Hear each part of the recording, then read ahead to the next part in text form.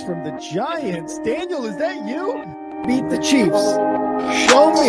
If the Broncos and Russell Wilson can show me that they can beat the Chiefs, then I will start believing. The crowd up.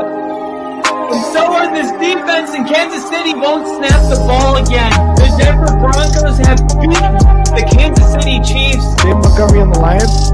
Former Bear, gotta make this his revenge game for sure. David Montgomery gets the touchdown that ices the game. No! And there's the flag. There's flags. There's flags. There's flags. There's flags. Snap. Hold. Kick. Denver wins! Denver wins! Let's go! They open. No! What happened? Oh shit. Ladies and gentlemen, welcome to the Only Football Podcast. We have meaningful football. We just got done watching the Steelers play the Ravens. It was a pretty good game, but man, I've been excited for this one, to be honest. So the Colts, with the opening drive, are marching down the field. They're still in their own territory, but let's see the comments. We got Liam in the comments. What's up, Liam? We got both Liams in. Ooh, good completion. And that's Michael Pittman Jr. right off the bat. We got LP in the house. What's up, LP? Says he'll be back soon. Whenever you get here, you're here, man. Thanks for coming in, though. Gardner Minshew is playing the most important football game maybe of his lifetime right now.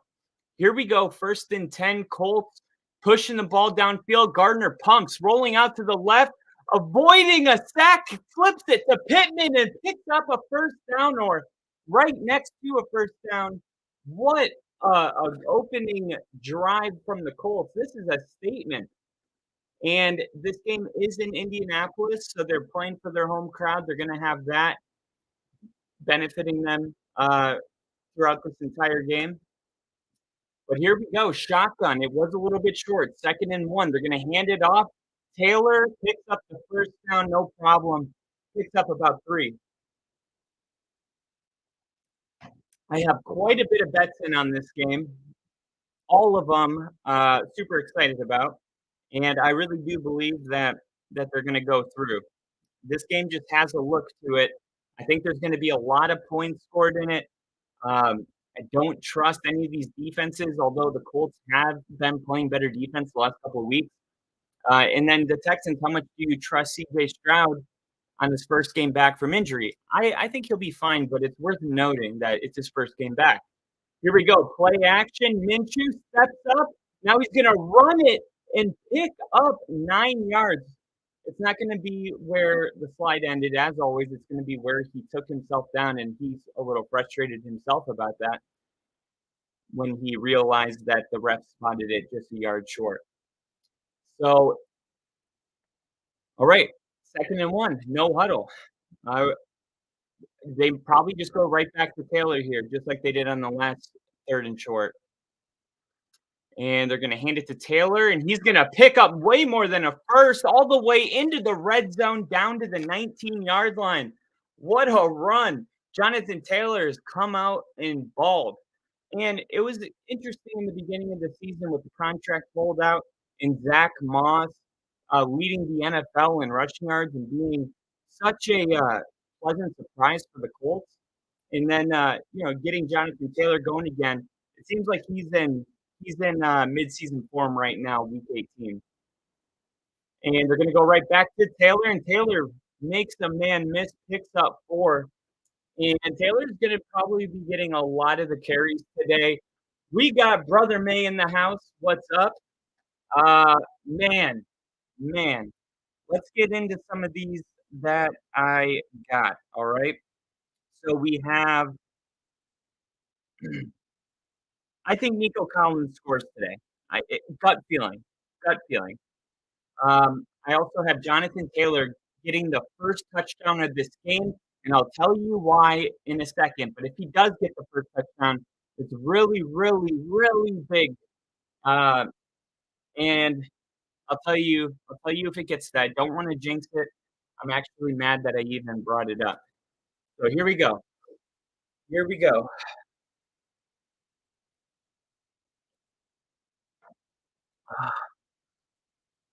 Lucky chains coming out.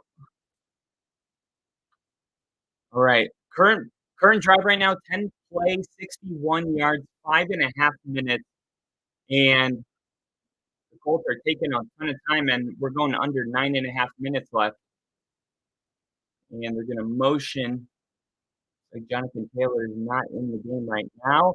And Minshew just overthrew his target, number 31, who was that Goodson.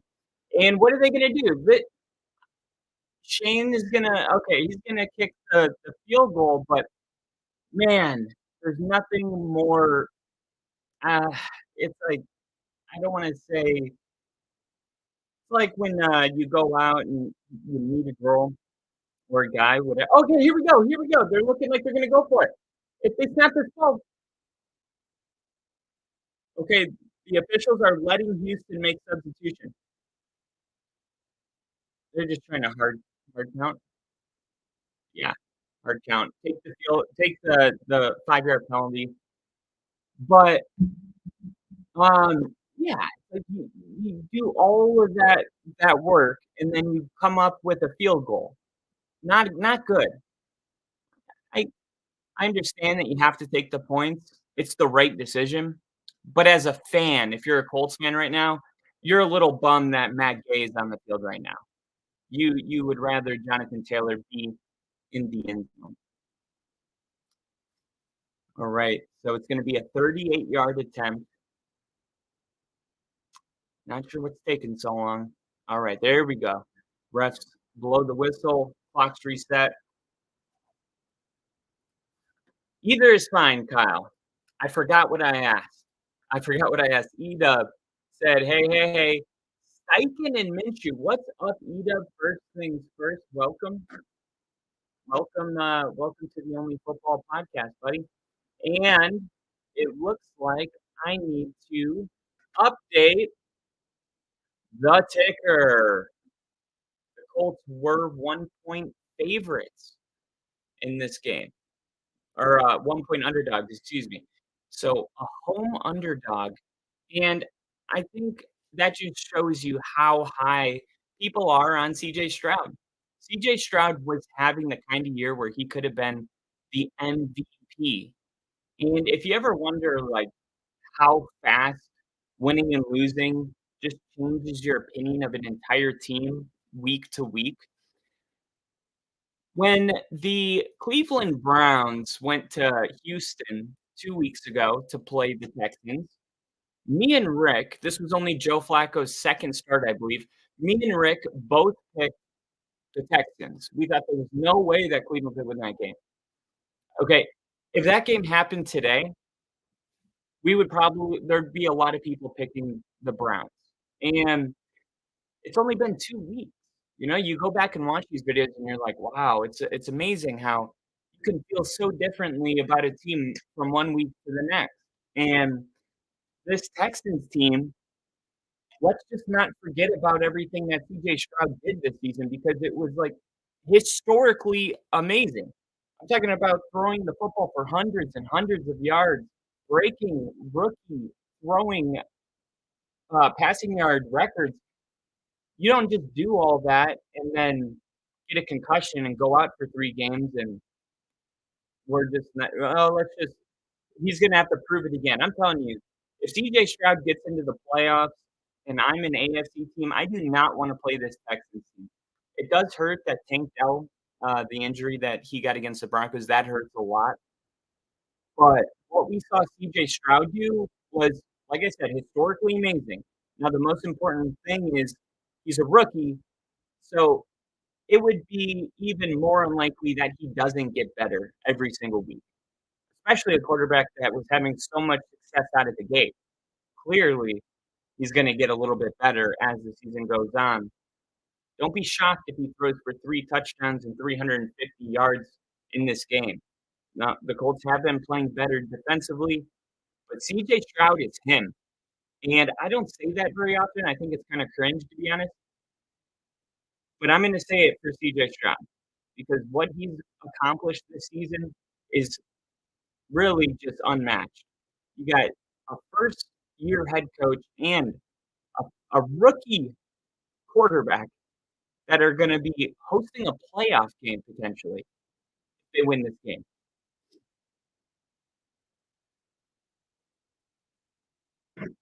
All right, so here he comes, CJ Stroud, as the Grassi Posse says the Strouds.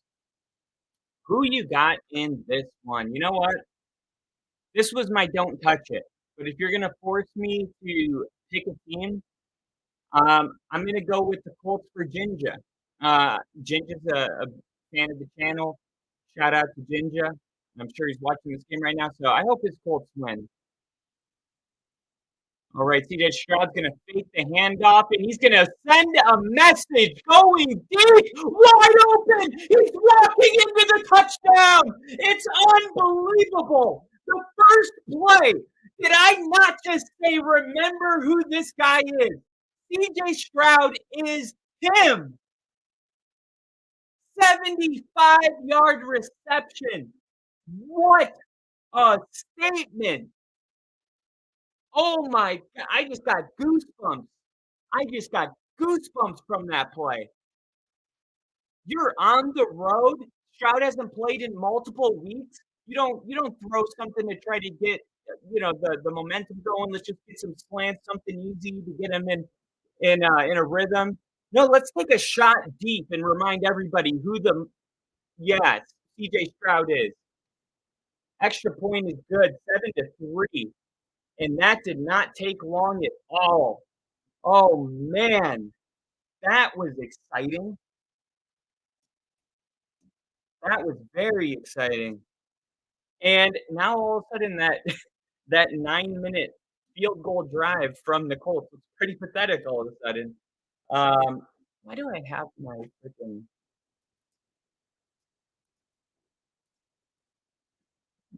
how do I exit full screen?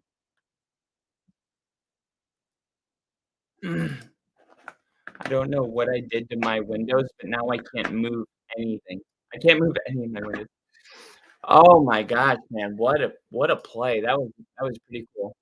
All right. Can I get out of here? Exit full screen? Thank you. Thank you. I'm back. All right. First things first, let's get that away. Okay. Oh man.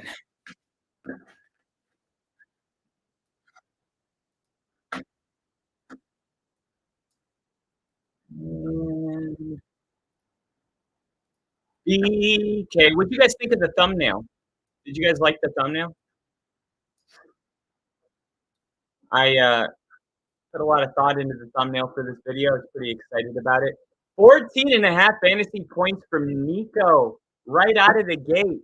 And I also took him anytime touchdown. I'm going to turn this down. I am being way too loud probably. Actually, I'm going to open this up really quick and see how loud it sounds.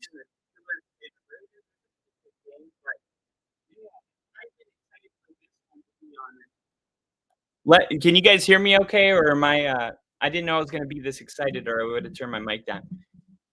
Just let me know if you guys can hear me all right. If I need to make any adjustments, don't be afraid to holler. Oh, brother May said I was typing, so I missed a play. Don't worry, you're going to see a ton of that play because that was such a shocking start to this game. Oh man, Nico Collins, man, what a and we talked about Tank Dell getting injured, and he's going to have to be one of the guys that steps up, especially in this game. It's a young team, man, and you look around and you say, we're going on the road. We're playing a more experienced quarterback, believe it or not, a veteran, believe it or not. And they look to the left, they look to the right, and they say, who is the leader around here? This is what I love about the team. It's all of us. We are the leader. There's no old veteran on this team that comes to mind when you think about this team. These are just a bunch of young guys that are saying, "Hey, we're young, we're inexperienced, and we're better than you." And that's their attitude every time they take the field, and you can tell because of the type of plays that they dial up, like the first play of that game. Let's see how the Colts respond. This is gonna be really important. Minshew, shotgun snap, quick throw, and it's off the hands, almost picked, floated around in the air for a little while before falling to the ground. And Brother May says, "I'm good, awesome." Wanted to make sure that I wasn't coming off muffled or anything like that. So, wow, CJ Stroud, 75 yards passing with a touchdown, and what a great start to this one. In the next commercial break, I'll go over some of my prop bets that I put in today. Empty backfield for Minshew. They're bringing pressure, and they're going to get to him, and he's going to go down. He doesn't actually go down, but the whistles blow, and they let him go. And that should be, let me see if I just, is that a little bit better?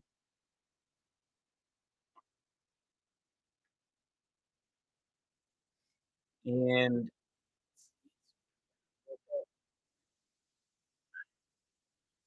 and sack lunch. Num num num num num num num.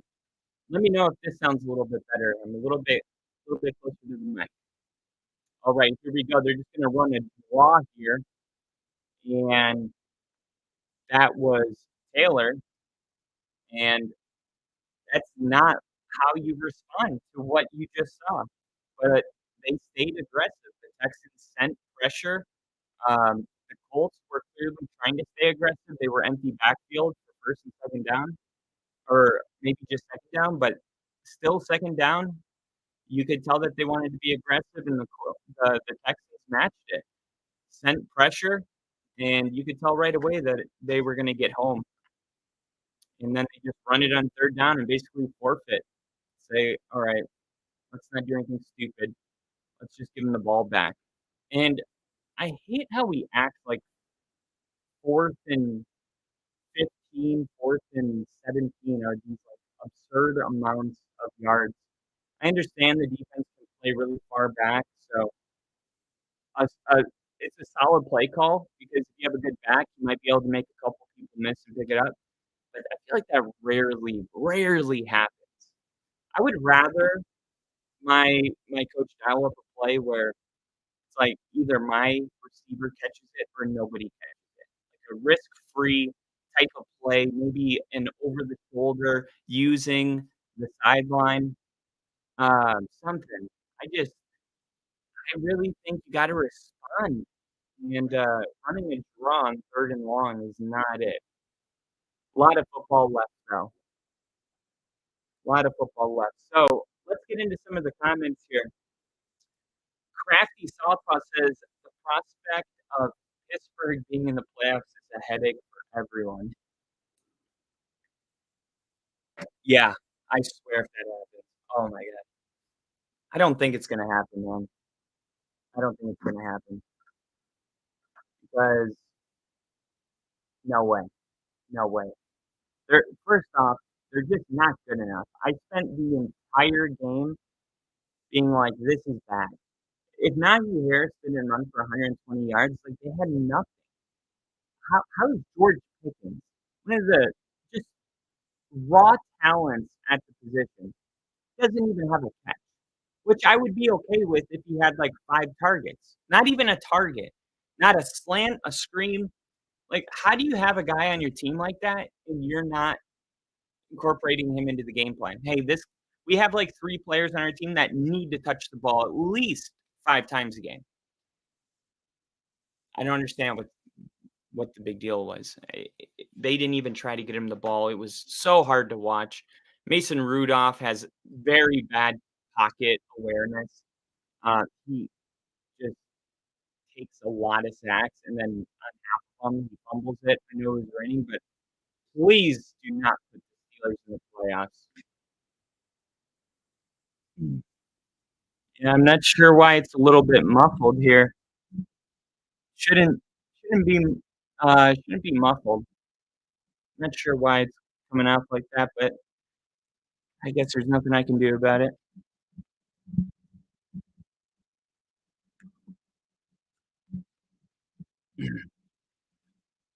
All right. Hello, I wish that was the reason why. All right, here we go. Let's see. Are they gonna do it again?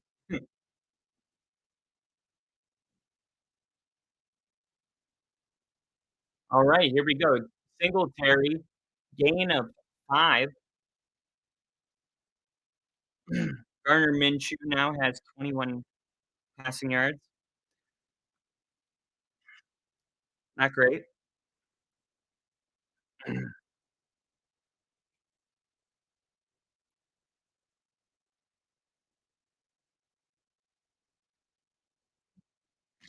Tank Dell. And they're gonna hand it off on 2nd down and pick up 3, 2.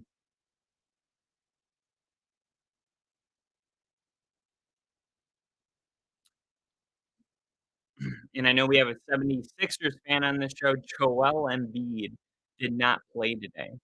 He did not. So I guess his streak ends of 35 point, 10 rebound games, but this is only football. 3rd and 3. All right. 4 players with 7 sacks, most in the NFL. So how is this O-line going to hold up? CJ Stroud's going to take off and run. Picks up the 1st down. Stroud, that was clutch. That was clutch. And I was looking at it today because I was looking at taking CJ Stroud in the rushing yards, and I saw that he doesn't scramble that much, and I was a little surprised that he just doesn't run. Fresh set of downs for the Texans, and Stroud throwing and out. Collins catches it, but slips down. Nico Collins, 81 yards. He's really, really just become such a great weapon, and it's just awesome for CJ Stroud, man.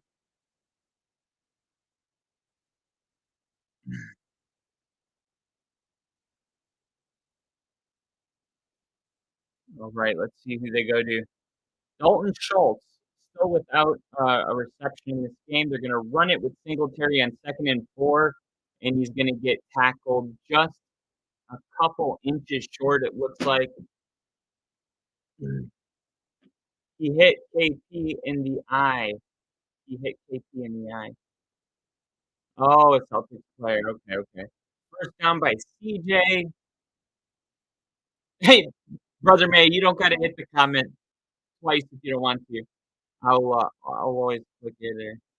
I don't notice it more if it's twice. Oh my god, the Colts wrap him up. It's gonna be 3rd and 1. It's gonna be short. This is who gets to play KC, right? Not quite. What's up, Nick? Actually, the way this is gonna work won't be settled till Sunday night because if the Dolphins, and this is why the Dolphins are playing for so much, and the Bills are playing for even more, because if the Bills win, they're the number 2 seed. But there's a scenario where they're out if they lose, and the 3 things that would have to happen are very likely, and one of them just happened. Pittsburgh had to beat the Ravens, and then we need this game not to end in a tie, which probably won't happen. And then I believe it's the Broncos beat the Raiders, or I think it's even something easier than that. The point is I believe all those things are gonna happen, so there's only 3 scenarios where the Bills don't make the playoffs, and there if you look at those 3, it's actually very likely to all happen. And I actually have my notebook right here where I took a note of it.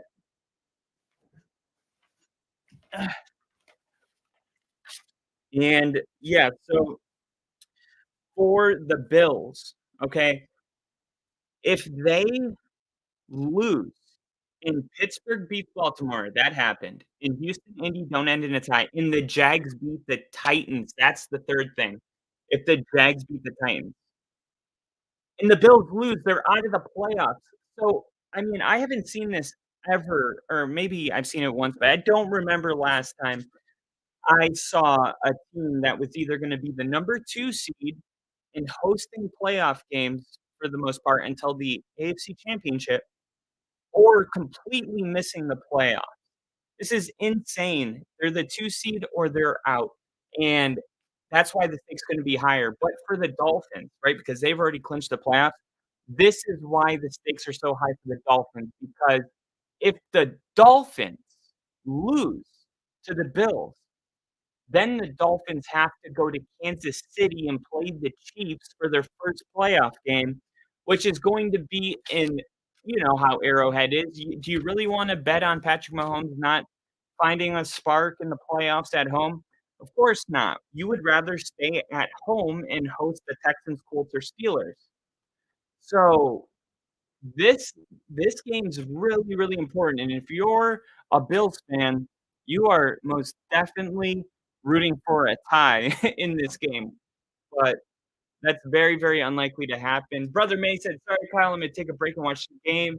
Catch you later." All right, brother, thanks for coming in. As always, we'll be here whenever you wanna come back uh, or tomorrow we're gonna be streaming all day as well. Crafty Southpaw said, "Nick, winner can win the division if the Jags lose." Yes. Nick said, "When there's so much chaos, you need a book to keep track of who's in week 18." You're not lying, dude. These are all just playoff scenarios.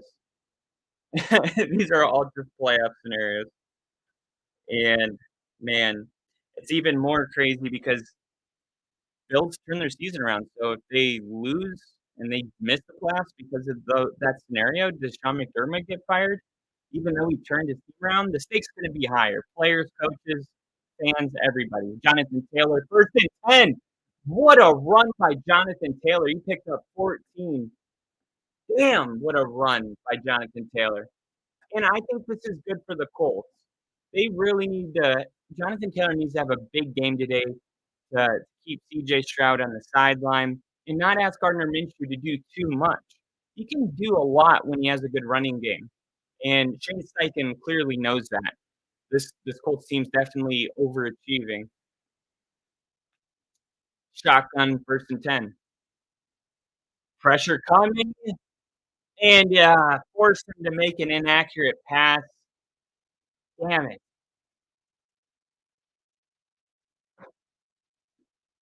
2nd and 10. Will Anderson Jr.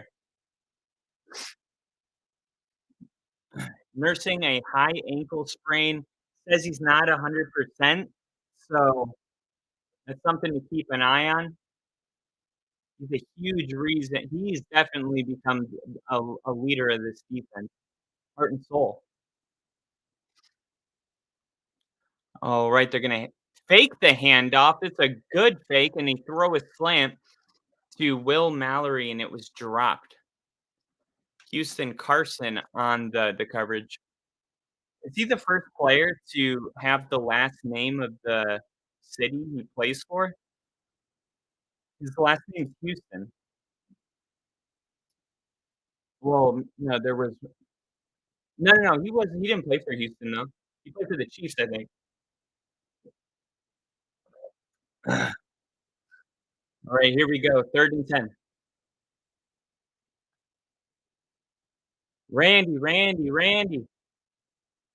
Austin Powers. They're gonna go in a power formation. I don't know. Oh, wow! Gardner Minshew! Minshew magic! Oh, he overthrew him, but there's a flag down, but just the fact that Gardner got out of that. Oh, holding offense. Penalties decline. Damn. Dang, that sucks. Right.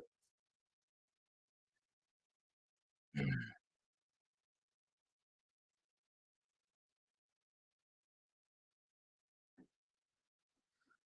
see. Josh Downs, Alec Pierce, Dalton Schultz for Houston, all without a catch, include Kylan Granson. So it's been the Michael Pittman, Nico Collins show so far in this one. And he's going to make a cut and good return down to the 35. Good starting field position. See.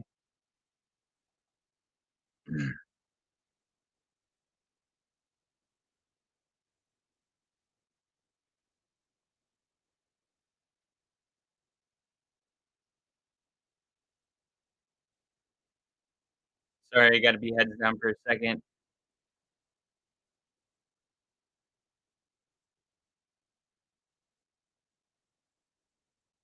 All right, here we go. CJ Stroud first down. They're going to throw. What a throw. And he just overthrew him. Damn it. Come on. Dude. How did he miss that?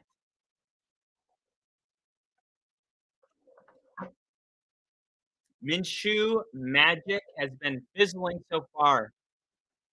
And it has. And CJ Stroud off to that really hot start. Second drive, they had a punt. Empty backfield. They threw it on first down. Looks like they're going to throw on second down. Here we go. And just a quick throw to Nico Collins, and that's going to be good for a first down. And Nico Collins, man, having a game. 12 yards, first down, under 2 minutes and 15 seconds left. Aw, Erica, what's up? What's up? Miss you. Miss you so much. Nico Collins, 7 yards short of a 100-yard game, 31-yard average per catch, 1 touchdown on the game. He's gonna hand it up to Singletary after we thought they were gonna just ignore running the football for a little bit. Singletary picks up a couple. And, Erica, are you watching this game right now, or did I just pop up on your YouTube feed? Either way, that's awesome. Crafty said he expected Schultz to run faster than Molasses. His mistake. He's a white dude. I mean, come on. He's a white tight end. Think of like Jason Witten. Like these guys aren't fast. That's not their thing. You got to put more touch on that. And they're gonna run it with Singletary, and what a good patience right there. Actually served him well. Able to turn that into a 4 or 5 yard gain. Just landed back home, and I get a notification that of the podcast had to tap in for a few. Awesome. Glad that you landed safe. We love you so much. And man, dude, we're already done with the first quarter pretty much. 35 seconds left. And this was an okay first quarter for yards, but Minshew, man, I need him to get the ball to some of his receivers, not named Michael Pittman. Ball start. Offense number 98. Save the white receivers for slants. Not wrong. You're not wrong. It's an important job. I have pride in slants, man. Got to get cracked by linebackers over the middle, and you can't wear sleeves. If you're a white receiver, it doesn't matter if it's negative 20 degrees. You cannot wear sleeves. Like an unwritten rule. And here goes the crowd getting into it. 3rd and 10. Stroud finds Nico Collins, and he's going to be 3 yards short of a first down. I think they're going to go for it, man. And if you're D'Amico Ryans, you're averaging more than 3 yards per play. You're probably feeling confident, but he's also a rookie head coach and wants to make the right decisions because he's gonna be remembered. If they don't win this game, he's gonna be remembered for this game, right? When the playoffs were on the line. This is no different than if it was a playoff game. Everything D'Amico Ryans is gonna be scrutinized, put under a microscope, including what he does right.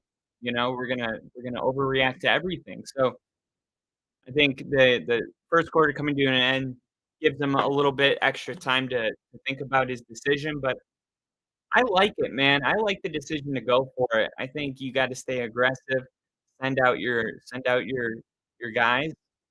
Um, Gardner Minshew hasn't done anything offensively where I feel like you have to worry. They're they would be starting the drive in their own territory. You've crossed midfield. I don't see a downside really to going for it here. Um, I guess the one downside is field position because they're at that part of the field where a really solid punt could maybe get them inside the 5-yard line, but what do you want more? Pin them inside the 5, play defense, and try to get the ball back, starting your drive where you are right now, or rolling the dice and trying to get 7 right now? Let me know what you guys would do. They're in no man's land. Better to go for it there. Yep,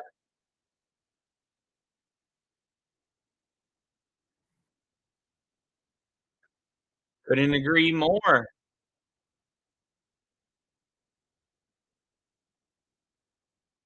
Okay. I was looking for the video, can't agree more with Nick Bosa, but I officially looked for too long for me to actually click it once I found it. I'm gonna have to wait for another moment,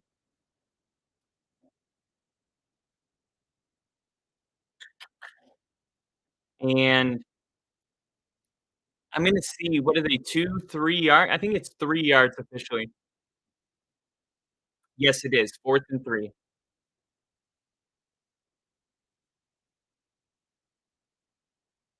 Alright, Texans are gonna punt. Watch out for the fake.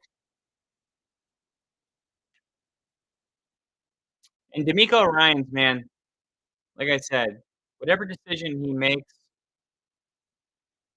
people are gonna be talking about it. 4th and 3, he's gonna he's gonna punt it. And like we said, they're gonna great punt, they're gonna get it on the 1-yard line. Can't draw it up any better than that. Texans pass rush really has emerged in recent games. 5-second rule for playing joke clips. Yeah, definitely. And perfect punt. Perfect punt. And a great job by the hands team getting down there and touching it. Hell yeah. The let's let me think of a nickname. The red boot instead of the red rifle. The red boot.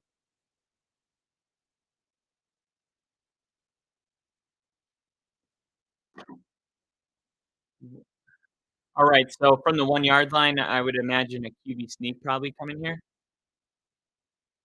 Oh, false start. Well, there's breathing room. That's just like we talked about, young team, young team. Looks like that pass rush was a little too excited. Too much rush. Too much rush. Just a little bit too much. Over this line. Just step over that line. Over any line. Oh, you stepped over the line. Step over a line. You stepped over the line. Over this line. Just I didn't mean to click it twice. Damn it, I suck tonight. 1st and 5. And it's gonna be a handoff to Jonathan Taylor, who's gonna pick up 7 or no, he's gonna pick up 3. It would have been 2nd and 2. Okay, 2nd and 2. Forgot about the 5. All I saw was that he was 2 or 3 yards short of the first and thought 7 or 8, but 3. All right.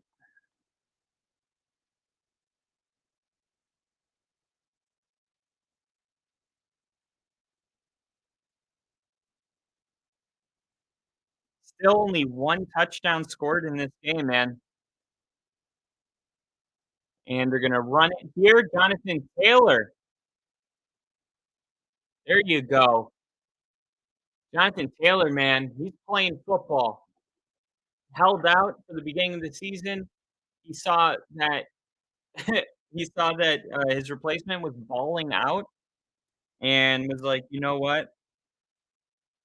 I do wanna play, actually." I was just kidding. And really, this game, national spotlight, he's gonna wanna ball out. He's playing for that contract he wants. We're gonna give it back to him, and Taylor picks up another 4 yards.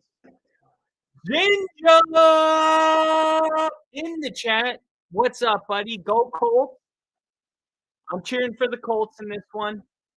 I told everybody already. This is important. This is an important one.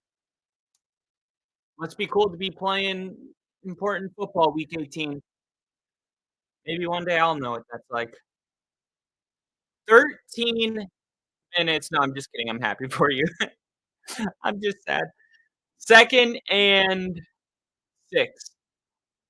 And he's gonna fake the handoff, throw it to Taylor. Now Taylor's gonna pick up 4 yards on the reception. So now Jonathan Taylor has 6 receiving yards.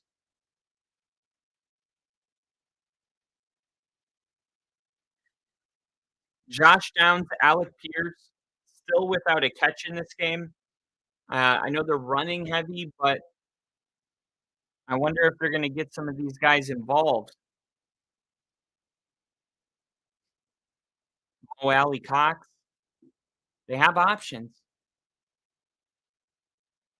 and they're just gonna run it again, and they're not gonna get it. That's what you get for being a bitch. Fucking grow a sack and throw the ball. Oh, what is the bet you have this week? All right, yeah, it's a great time to actually do it. So I have one that pays out 4 stacks. Nico Collins over 81.5 yards. He has 100 already. Jonathan Taylor over 14.5 yards. He has 6. Josh Downs over 42. Schultz 46. Singletary 13. Alec Pierce 28. And then Singletary to rush for 67 yards. And then CJ Stroud already threw the 1 touchdown pass. Yeah. So honestly, if there's just oh wow, what a punt return. If there's just a little bit of back and forth offensively and the Colts get their receivers involved, there's Colts fans booing. Colts fans booing. Like I said, man, what are you doing? Run the football, run like I get it, it's working, but you have other weapons. It's borderline predictable. I thought the motion that they were doing, I thought maybe they were gonna do a misdirection to number 1. I think is that Pierce? What number is he? Uh, I'm not sure, but whatever. Get some other receivers involved. Let Minshew throw the ball. Minshew can throw for 300 yards. Don't let him fool you. Minshew can have himself a game. Shane is coaching scared in his first playoff game, I see. Yeah, yeah. And, D'Amico Ryans just had the ball in Colts territory on 4th and 3 and punted the football. And, these are rookie head coaches, first-year head coaches, and maybe they play call a little bit differently if they're in their 2nd year. Maybe D'Amico Ryans goes for it if it's year 2. But man, I I I would just say they might as well go for it if the Colts are gonna, run the football 5 times in a row instead of pass it. It's not much of a threat. Angel, what's up, Ginger?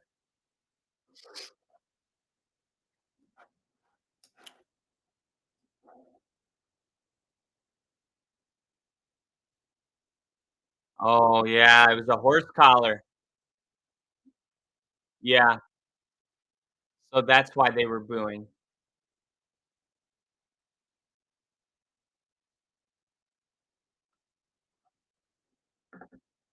Oh, they shouldn't have thrown the flag. It's so funny how these rule experts only come in when the refs get it right.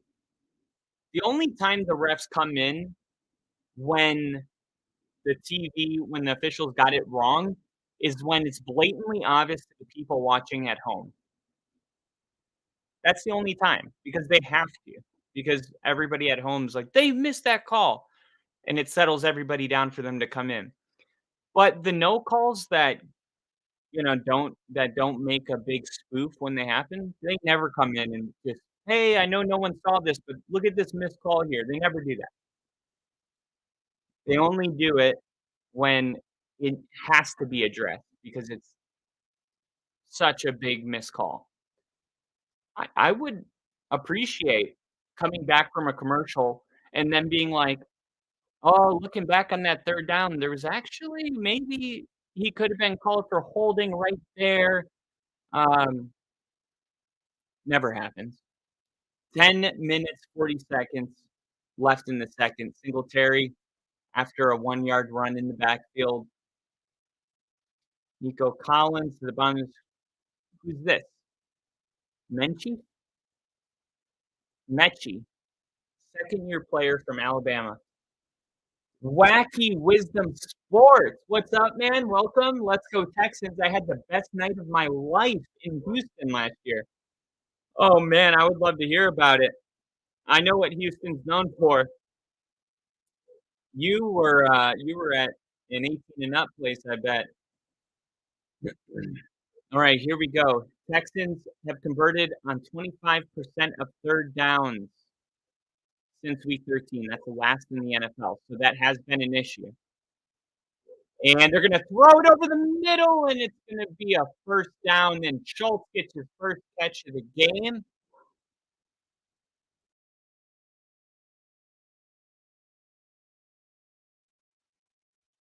All right. DoorDash person came, and my dog was yelling, so I had to mute myself and say, "Charlie, shut up." It worked. It's amazing. Schultz. What was that, 4 or 5 yards? Bill in the chat. What's up, Bill? Happy to have you in here. And CJ Stroud's going to fake the handoff. They try to send a safety blitz. It gets picked up, and they throw it to Schultz just a little bit too high. Looked like it was just out of the reach. And there's been a couple opportunities to hit Schultz in this game. Once down the right sideline. That was the second one. Both of them just a little inaccurate. You throw a more actually looking back at this one, uh, yeah, I would like to see Schultz come down with that one. Maybe a tad high, but he had to throw it high to keep the ball safe. Singletary's gonna run it, 2nd and 10, 3 yards. Man, Singletary just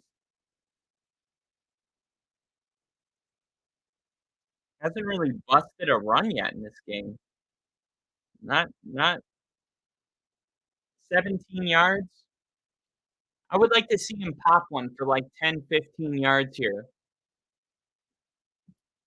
All right, so it's gonna be 3rd and 7, and the crowd is getting into it. Here we go. Ball snap, quick throw, slant, and the defense is there to stop him short. He did not get the 1st down. What a great job swarming to the ball by the safety. That was a statement, and you got to believe this time around, D'Amico Ryans is going for it. It's like, no, we're not going to do this. We're not punting it again, and maybe try to draw him off sides first because look at him.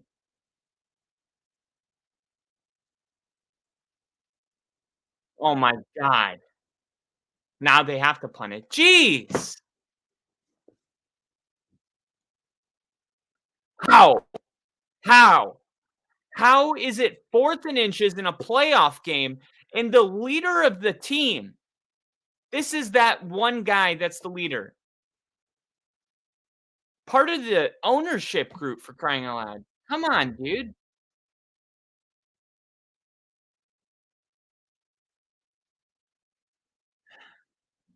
That's a bad one, man. That's a really, really, really bad penalty. That hurts this team so much. And let's see if the punter can have similar luck. And it's all right. 8-yard line, I believe. They're going to mark it at the okay, the 11.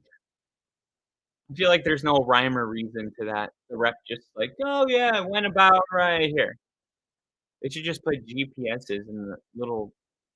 They already have GPSs in the footballs. Why don't they use them for punting? Should literally be a machine that tells us where the ball went out of bounds using lasers or something. We have the technology.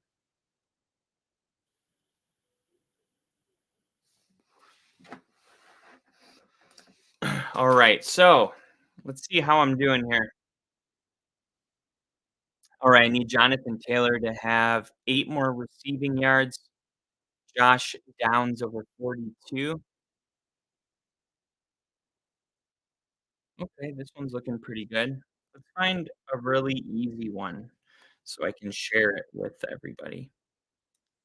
This one seems pretty easy, but once again, Josh Downs and Kylan Granson don't have a single catch. So this is a bet that I made strictly just based off of what I thought would happen. I didn't think anything about this was unrealistic. So I'll go through it really quick. Jonathan Taylor, anytime touchdown. That's the only touchdown I picked in this game. Gardner Minshew, 225 yards. CJ Stroud, 250.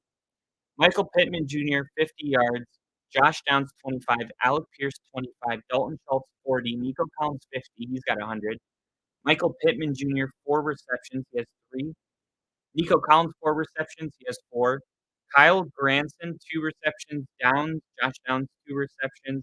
Schultz, 2 receptions. He has 1. Jonathan Taylor, 2. He has 1. Devin Singletary, 40 rushing yards. He has 17. Jonathan Taylor, 40 rushing yards. He has 60 already.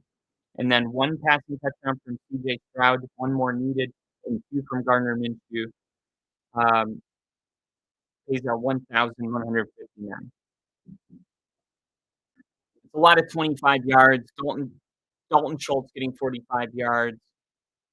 I just don't. Yeah, I'm just hoping. Yeah, Jonathan Taylor needs like 6 more yards, but Josh Downs and Kylan Grinson, I need them to like get a couple targets at least because I'm having a little bit of deja vu from George Pickens in the last game. All right, here we go. Gardner Minshew, come on, do it for me. Throw the damn ball. All right, he's gonna pass it, and there you go. God, son of a bitch! Ball literally landed right in the breadbasket. Come on. You gotta catch this ball, man. Oh, come on. Strong hands, strong hands. The best receivers have strong hands. Damn it. 2nd and 10. It's like now they run it so they don't have to pass it 3 times in a row. Or you pass it 3 times in a row. Either way, fans complain. And then here we go, a run. Zach Moss enters the game.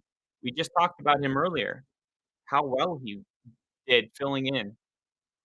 Might even have earned a future job somewhere else if Jonathan Taylor ends up getting paid by the Colts.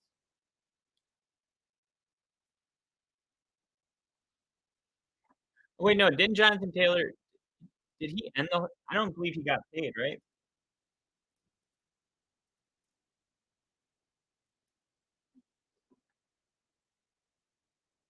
Oh, yeah. 3-year, $42 million. Okay. All right. Here we go. Go. Yes! There's 2 more yards. Not enough, though. Well, at least Jonathan Taylor got another catch. This is bad, man. This offense is dog shit. I don't know why I thought Colts were gonna come out here and 3 points in the first half.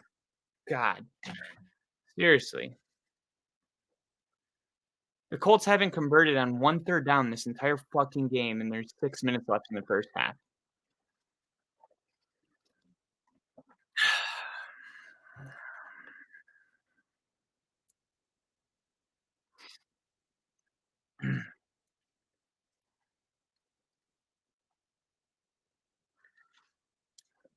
Nico Collins got a touchdown. I did have him on an anytime touchdown, along with Jonathan Taylor on a separate one.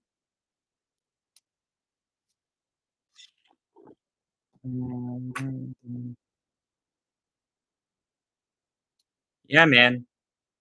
I don't know what's going on with the Colts. Alex Pierce, Josh Downs, Kylan Grayson, none of these guys are getting involved. Seems like that throw that Gardner Minshew made on first down, man, that was the play that would have sparked an entire drive. That was such a momentum type play, and it was a good play call, and it got dropped. And that shit sucks, especially if you're a Colts fan. Just watching, because you're not gonna stop the Texans. Not this entire game. Nope, not at all. They're gonna eventually score.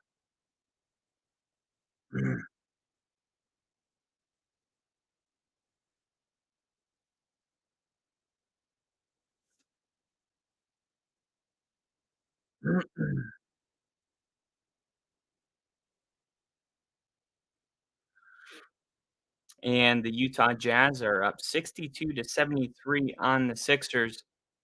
Sixers coming off a couple losses there. And the Knicks up like 21 points with 3:56 left in the game. Pretty good game. Man, that's awesome. I'll tweet my the bet I had in that game because I won it. So I'll definitely be putting that on Twitter. D'Amico Ryans is homecoming, shaking hands with the owner, being welcomed by the Texans fans.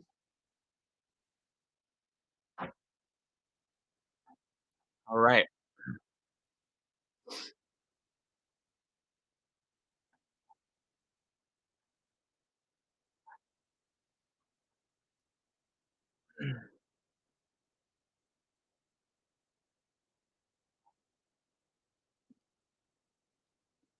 All right. Here we go. First and 10 for the Texans now. At least give me some CJ Stroud. There we go. Singletary, 8 yards. And now Singletary, 24 rushing yards now. Good run. It's just been that was I believe that was his longest one. Yeah, that all of his other runs have been 1, 2, 3 yards. I don't maybe a 4-yard run in there. Now, there you go, 7 yards. See if they play action here. Yep, play action, looking to pass, covered well, over the middle, and Saubert. Saubert, he was, with the Broncos for a little bit. And CJ Stroud now with 121 passing yards in this game. Yeah, great protection. Would have been a great Great defense for a screen. And they're going to run it here. And Singletary picks up 6. And now it seems like they got Singletary going a little bit.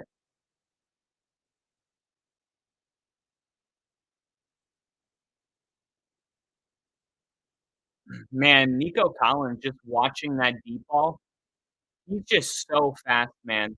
He is so fast. And the poise from CJ Stroud to deliver that ball in the first play of this game. They're the first team to score touchdown on the first offensive play of the game, the Texans offense. How can that be true? It's never happened on the first play of a game? Well, it happened on the first play of overtime in 2010 against the Steelers. Rest in peace to Marius Thomas.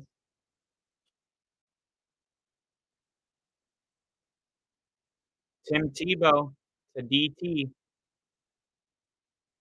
3rd and 2. Winner clinches a playoff berth. Loser eliminated. Stakes couldn't be higher. 3rd and 2. And a quick throw.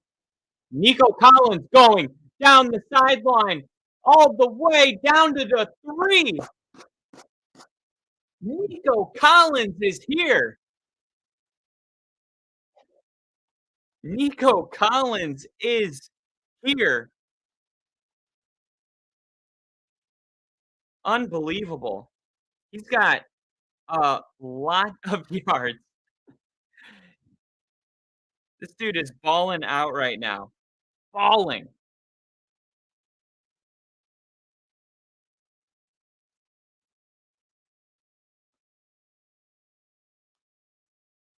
All right, let's see who they give it to. A pitch to Singletary, and Singletary, ooh, picks up 3.5. Ooh.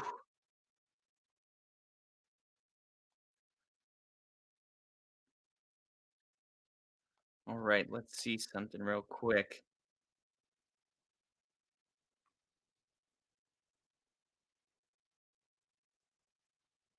Touchdown. Come on, touchdown, baby. Touchdown.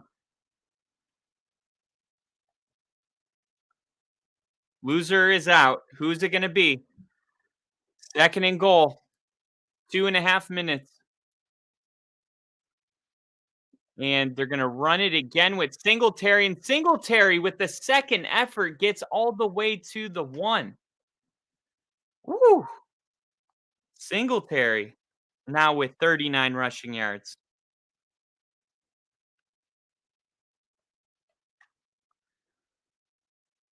Coming up on the 2-minute warning.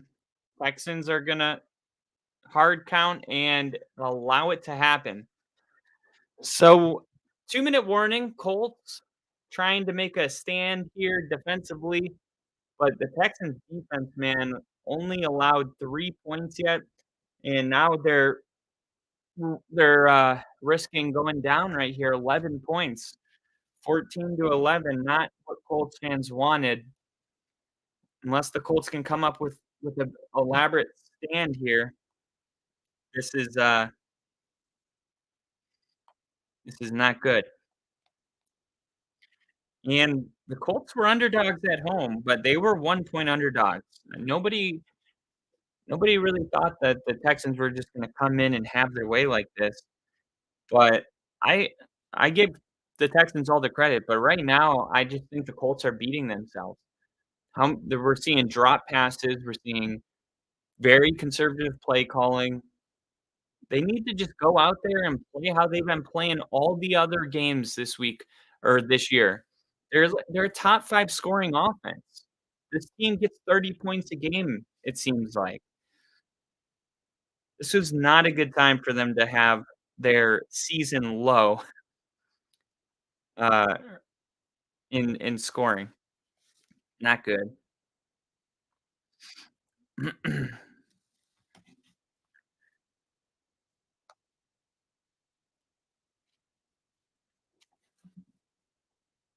I wonder if they'll fake the run here with CJ Stroud. Maybe fake the run and end up passing it.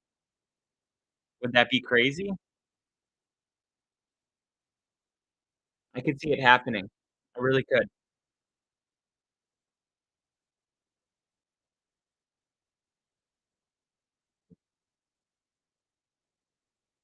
Whoa.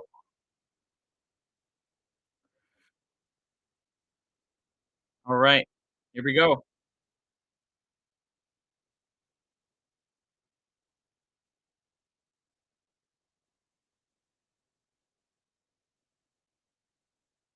Curb Street. All right. What's it gonna be here, D'Amico? What's it gonna be? Are we gonna run it with Singletary? Are we gonna QB sneak it with Stroud?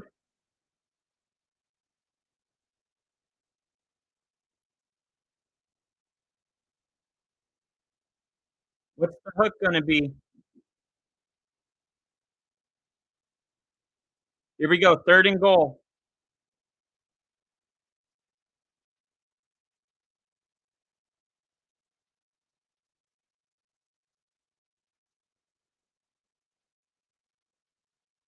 All right. Looking, passing, touchdown, wide open.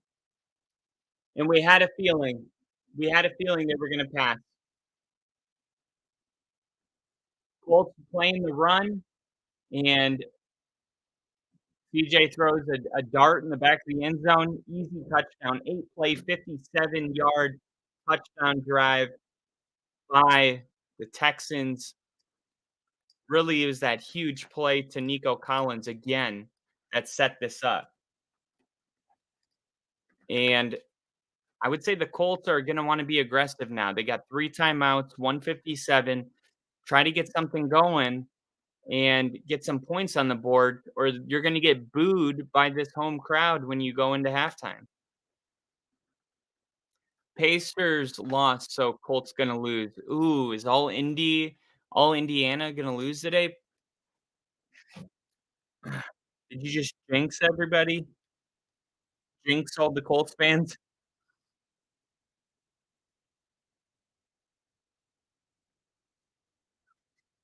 And CJ Stroud with 150 passing yards in this first half. Pretty incredible, actually.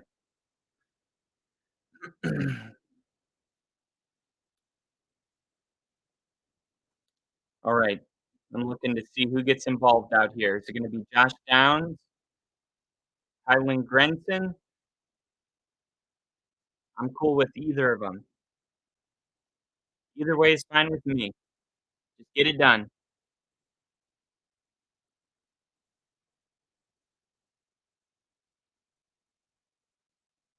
Yeah, there's no doubt. Here we go. Celtics beat the Pacers, by the way. They played them again Monday night. I love watching I love watching the Celtics play, a lot of points. I love watching the Pacers play too. Howling Burton, MVP.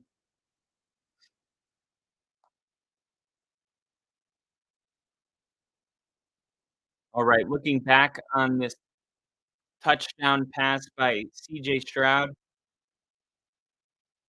Oh, yep. He just kinda delayed, and then one of the receivers ran it out, and both of the defenders went after him and left him wide open in the back of the end zone. And a run with Jonathan Taylor, it picks up 10. Why are you running the fucking ball? I don't care that they got 10 yards.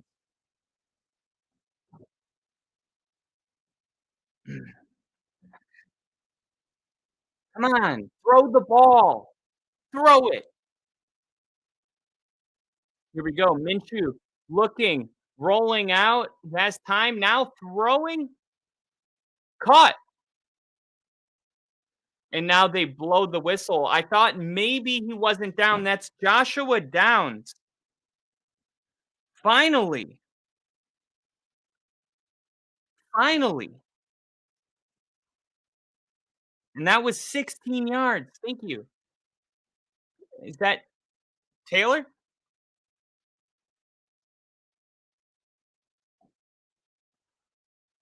There's a flag on the field. The Texans were substituting. 12 men.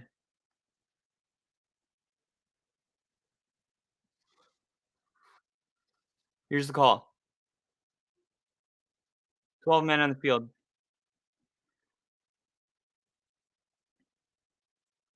Gardner Minshew, man, has 45 passing yards. 45 passing yards, 0 touchdown passes. 45. And I need him to get 250.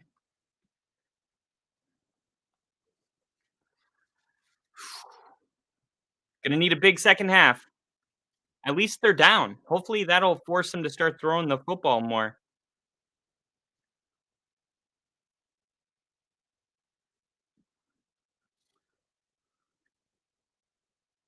All right, ball snap, bringing pressure. They're sending 5.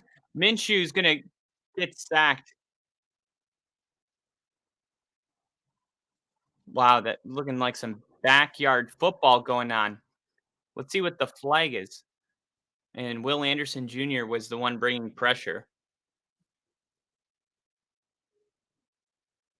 Illegal contact defense. 5-yard penalty, automatic first down. Huge. Huge. That's big. They needed that, man. They really do.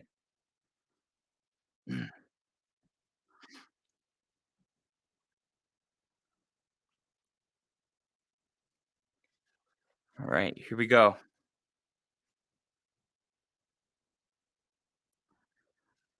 59 seconds left in the first half. Gardner Minshew and shotgun. Jonathan Taylor in the backfield, and they're oh my god, dude.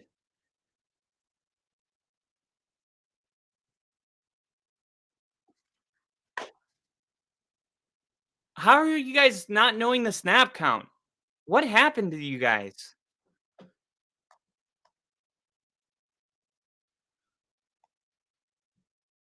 Dude.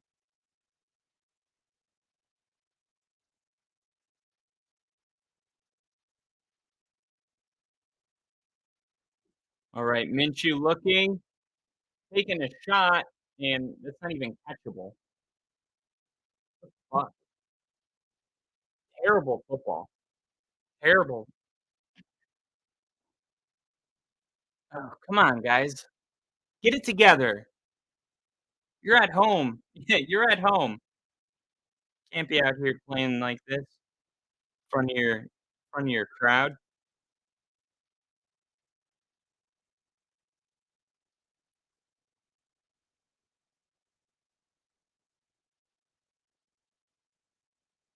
All right, here we go. Minshew looking, pumping, taking a shot. Oh my god, he had him. He overthrew him. Fuck!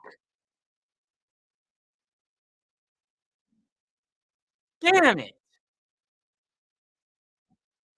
You had him.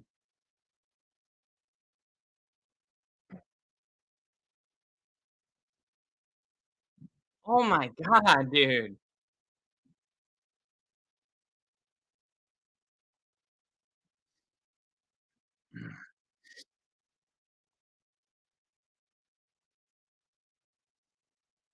All right, here we go.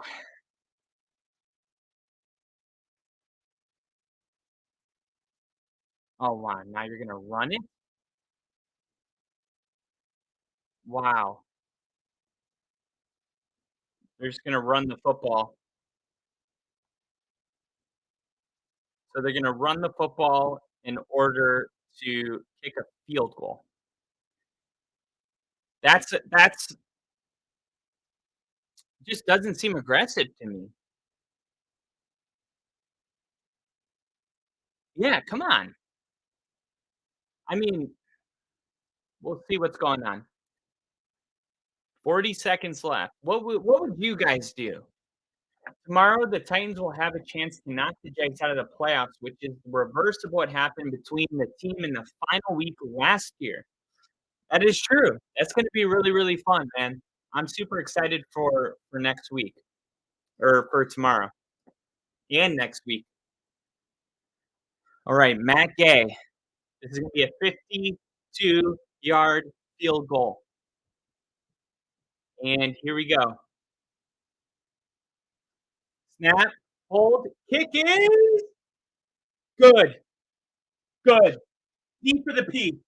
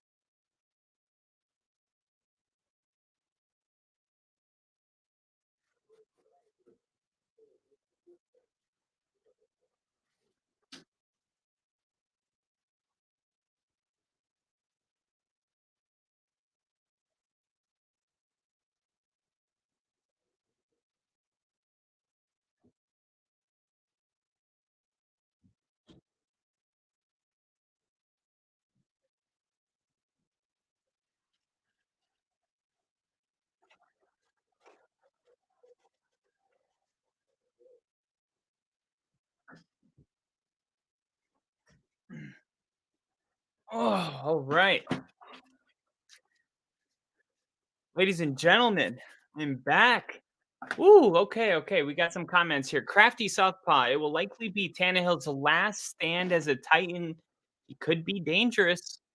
And yo, what's up, Rick? And he said Gardner Minshew going deep. Your Singletary on a toss, and he's gonna pick up what? One? Kyle is doing a great impersonation of the Colts offense right now. You're that's a good one. Too soon though? Is it too soon? Man, I just can't. Let's see what the world's saying about this game, man. Let's see what the world has to say about this BS.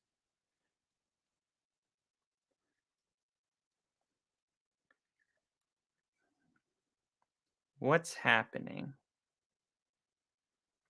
How do I find I'm so old. How do you find what's trending? There we go, trending. Steelers. Let's do Minshew. Let's do Minshew. All right. Let's wait till this. 3rd and 12. 3rd and 12. 23 seconds on the clock, 2 timeouts. Stroud looking and then throwing, and it gets tipped. And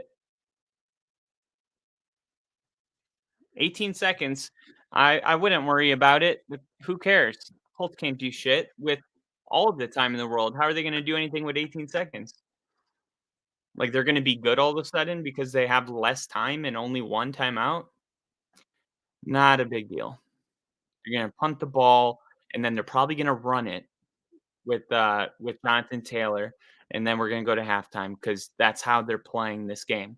And this punt shouldn't even be returned. It'll probably go out of bounds. Josh Downs is waiting.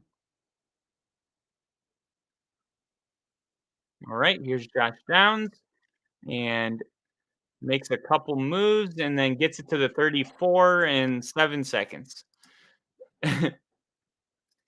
Bill, rest in peace, Cindy Morgan. She played Yori in the original Tron movie and Lacey in Caddyshack. Just found out.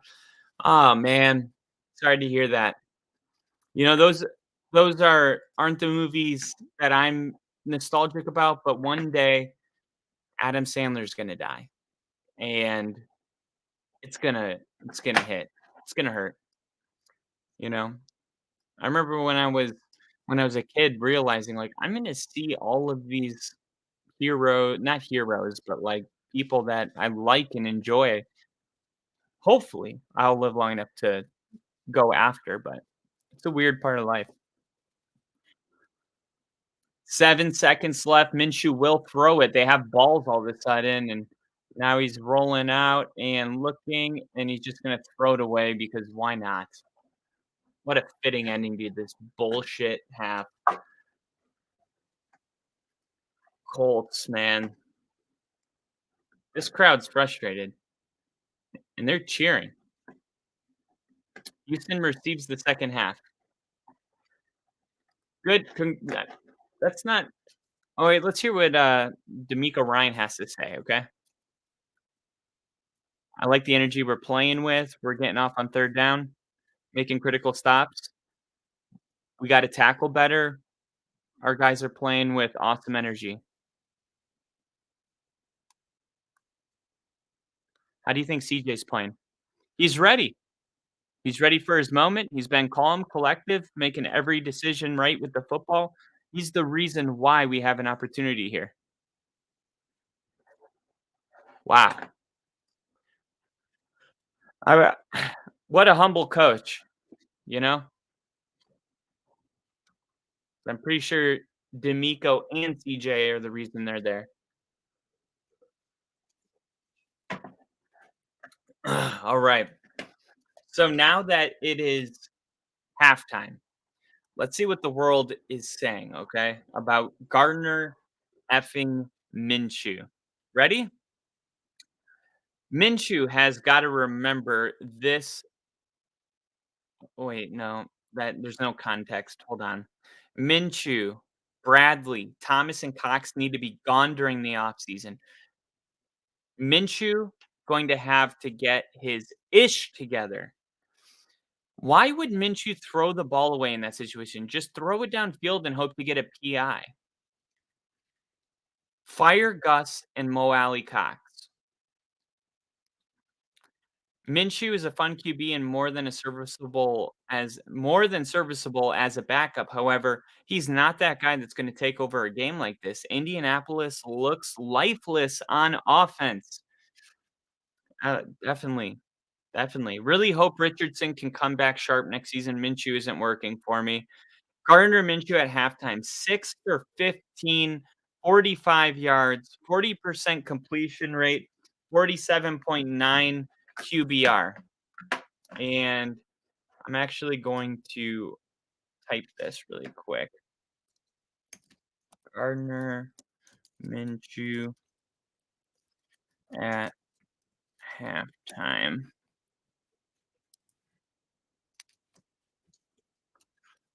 6 for 15, 45 yards,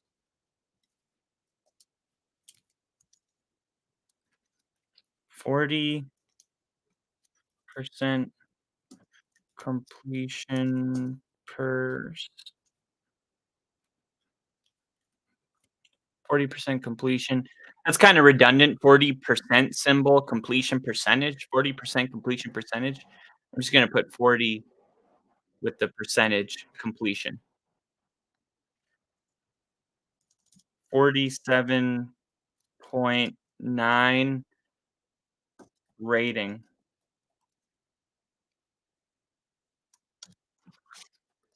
There it is. There it is. Not a very good first half for Gardner Minshew at all. At all. Bill said it starts when you hit your 50s, Kyle. All the people you grew up with on TV and movies. Damn, that's 20 in 20 years. Man, it's crazy to think 20 years is a long time and it's an incredibly short time. Time is very, very and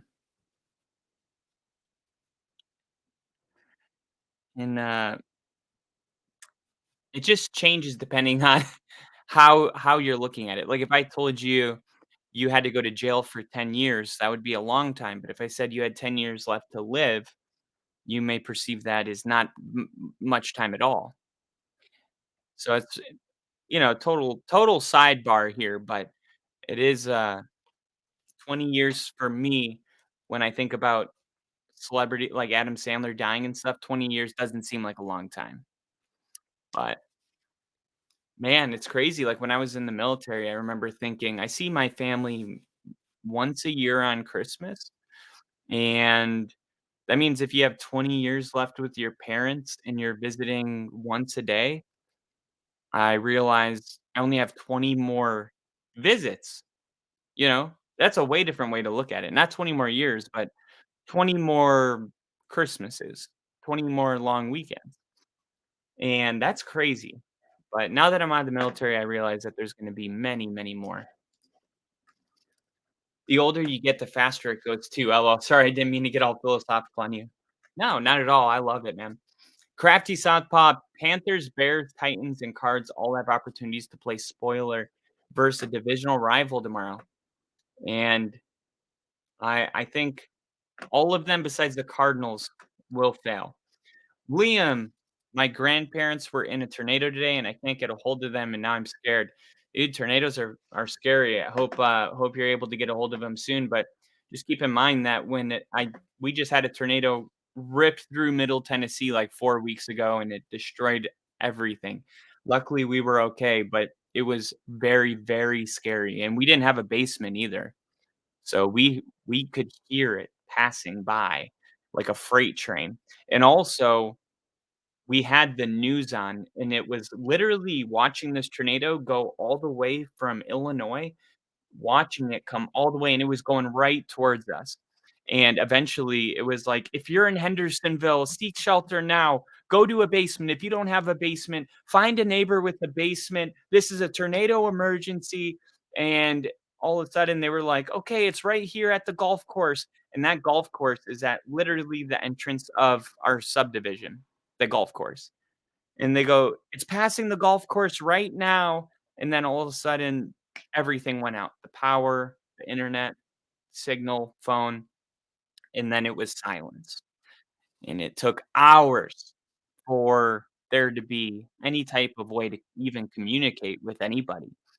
So I say all that not to make it about me, but to tell you it's really hard sometimes for people to communicate when they're going through a tornado. So I wouldn't worry too much about it. I would just, pray about it if that's what you do. If not, just try to meditate or relax, take a deep breath, and hopefully you'll hear from them in a couple hours.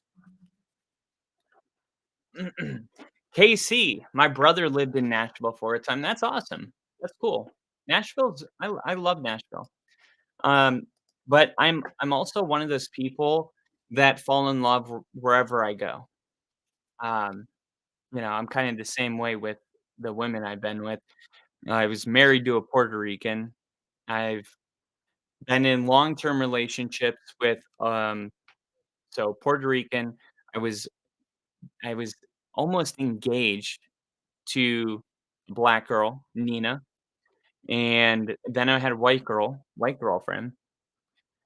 I don't really love is love, you know what I mean? I I I'm the same way with, like, the cities I go to, like, if I'm in Colorado, I like the mountains and all that, If I'm in Miami, I love the beach and the islands and coconut water and the music and, um, just how it encourages being more healthy because you're gonna be, you know, outside in Miami. I'll say there's a lot of social pressure, in Miami that I didn't realize growing up there. Like, if you're gonna just even run downstairs to go get a gallon of milk from 7-Eleven, you can't just go downstairs looking like a bum, you know what I mean? It's just like nobody does that there. Everybody, like, presents themselves super well, and with that comes a lot of superficial bullshit, but when I would go back home and visit my family in Wisconsin, sometimes I would be like, "Oh, okay, okay, so this is how, you know, things turn out if you stay in Wisconsin." No, I was trying to find a way to say it. Let's just forget I said that in case this gets clipped, but yeah, I really do enjoy everywhere I go, and Bill, you're very adaptable. Yeah, that's a great way to put it. Very adaptable. And I think that's just from moving around a lot as a kid too, because I was born in Wisconsin, moved to Jacksonville, moved to South Florida, moved to Denver, and then moved back to Miami, and then joined the Navy and went everywhere. So, yeah, just I think one of the best things people can do is travel.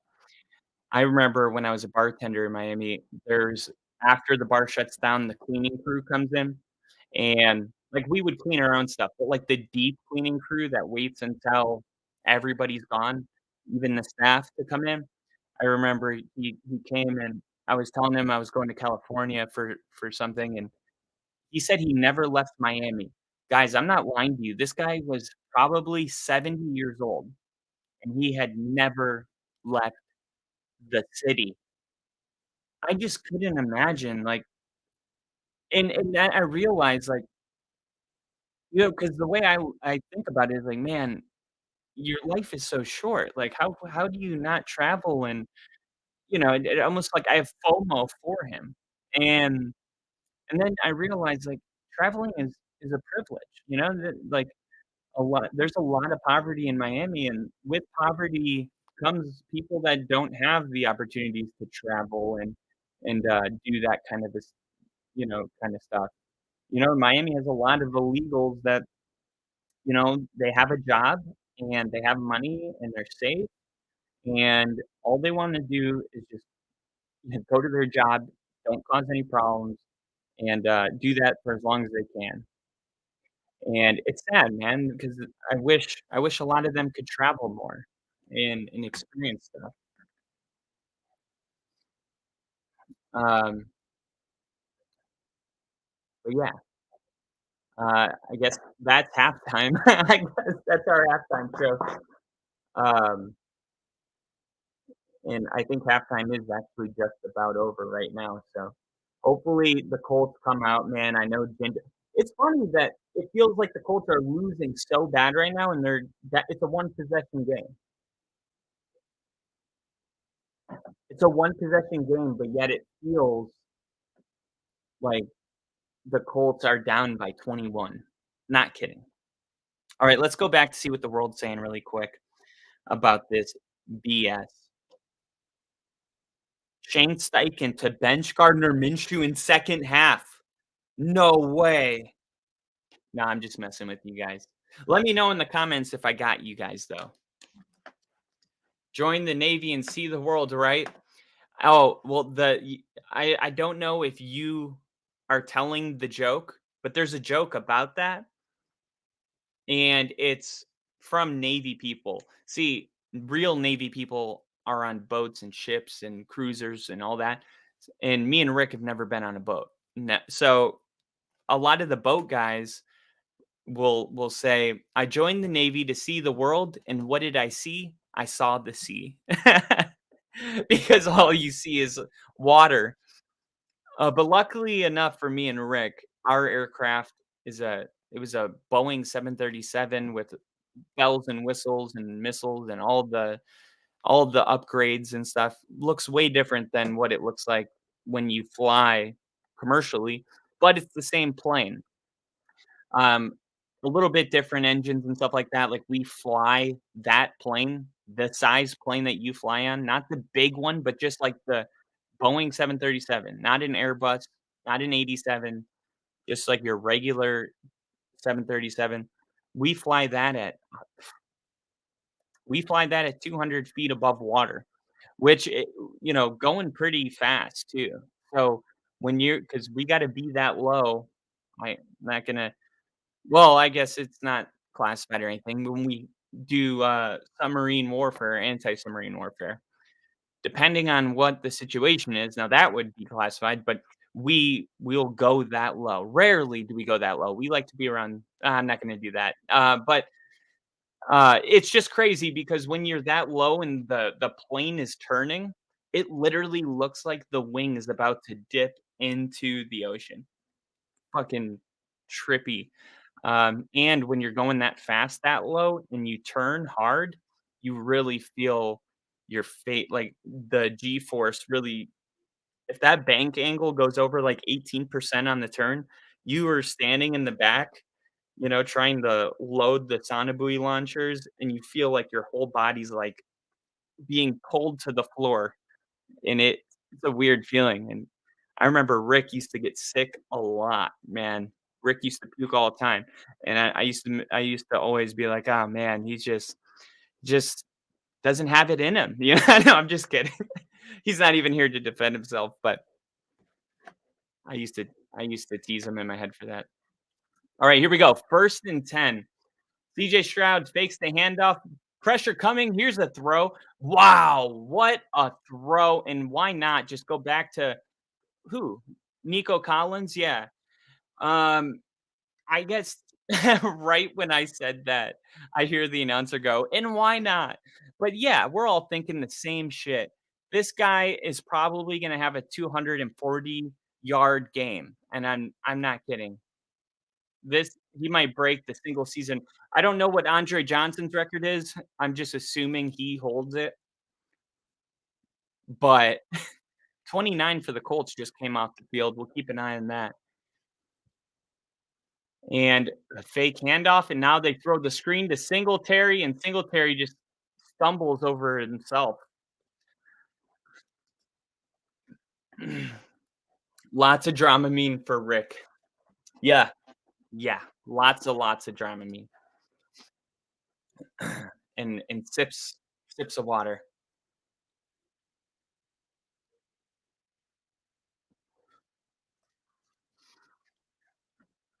All right, so 39's not coming back out onto the field right now. So you got 2 rookies in the secondary for the Colts, and with Collins playing the way he is, oh gosh, what now? All start. Dude, what is the deal with the false start penalties? Can everybody just get on the line and get set? This is unreal how many times we've seen this penalty. Oh, here we go. Okay, Texans with 1,000 receiving yards. So Brandon Cooks, Nico Collins, Hopkins, and Andre Johnson. There he is. I didn't even give D Hop any love when I said single game record. I'm pretty sure though, I'm not even gonna Google it because I'm sure if the game keeps going the way it's gonna go, the production crew's gonna put it up anyway. Oh, sack. What a big time sack by the Colts. Oh man, did they need that? Did they need that? LOL, I did the air combat thing years and years ago with my buddy, and I pulled almost 6 Gs. I didn't puke, but he did. So I told him I win. Yep, it's definitely it, it's like a masculine thing for sure. When somebody's sitting there sipping water, pale face, puking, and the other guy's in the back with a dip in his mouth, having a full on conversation like nothing's going on, you definitely feel a little bit better.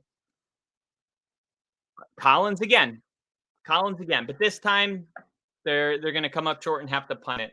The little two-person. Oh my god, I know.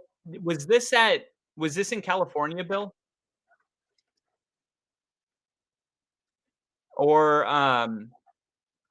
because I'm not gonna lie, I don't know where this is it built like a simulator?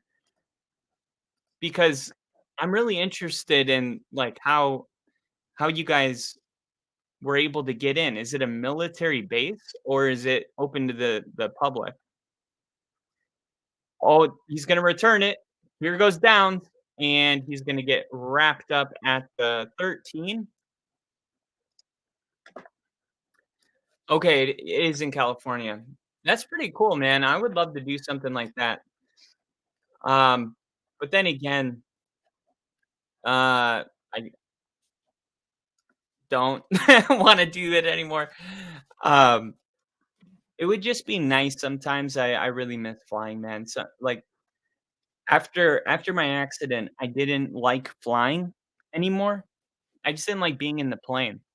And then I like a year went by and I wasn't allowed to fly because of my injury. I was like in the military they call it I wasn't fit for full duty. So I didn't get to deploy with my squadron. I was like Aaron Rodgers, week 1 basically. But worse. And I it would just come in waves where I'd be like, "Man, I really just like really wish I could just go fly," because it is beautiful flying and it's relaxing and you can take some of the best naps on a plane. It just kinda the way it vibrates just kinda feels like you're in your mother's womb again and she's walking around or something. I don't know. There's something to it. I'm telling you, the deepest naps. Um, if we had like a 10-hour transit or something, we would nap. Or if you're Rick, he would nap during the mission. That was a big thing for Rick. But yeah, even getting out of the military, like I still have like days where I'm like, damn, like how am I ever going to like get a job that's gonna make me feel the way that job made me feel? You know, and just it was a really, really like it was a job that I felt so proud of and I notice I don't miss the work. I don't miss the actual, like, in and out, the days, but I do miss the pride that comes along with it. Real planes, and I got to fly. They send you up with the ex-military pilots, but they let you take over once you're up there. That's crazy. That is crazy. Air Combat USA, my buddy paid for it for my birthday one year. Dude, that is so cool, man. What a once in a lifetime experience. I remember when I was a kid, my girlfriend in like second grade, her dad was a fighter pilot, and he told my dad he would take him up for a ride, and I didn't know anything about it. And then I was talking to my dad like a year ago, and he was like, "Man, I should have took him up on that offer." Like to this day, he thinks about it. Like, that would've been so cool, I shoulda took him up. Alright, Minshew, time to rewrite this freaking game. Here we go, under center, first down,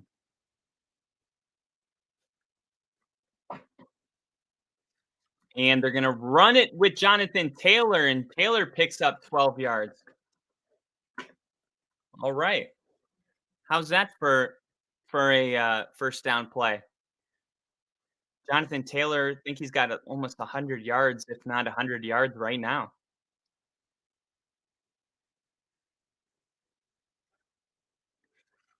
This is a really good O-line, and Jonathan Taylor is just a really good back. I mean, this is one of the best, running attacks, and they're gonna run it again, and Jonathan Taylor now at 6.5 yards per carry. 6.5 yards per carry.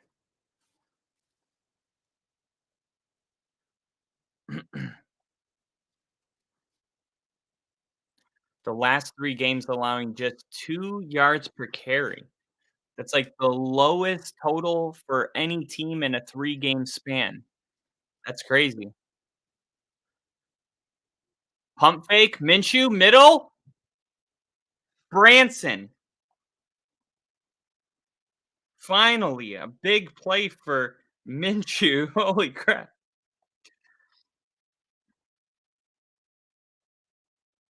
Oh, man.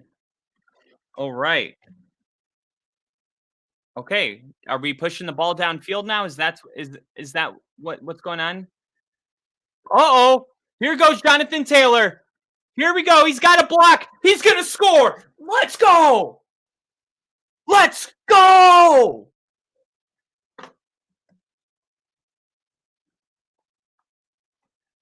Touchdown. Jonathan effing Taylor. Oh, that was huge. That was big.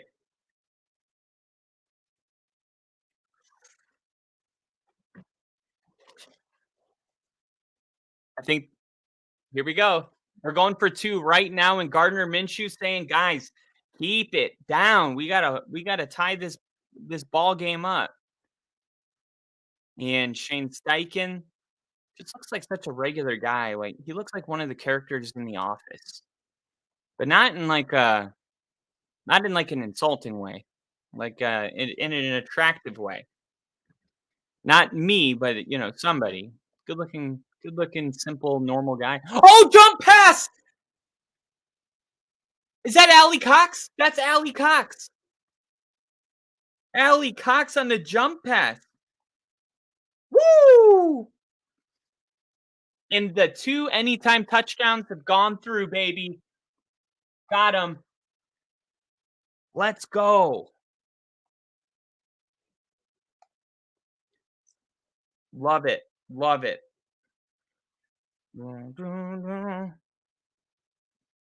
All right.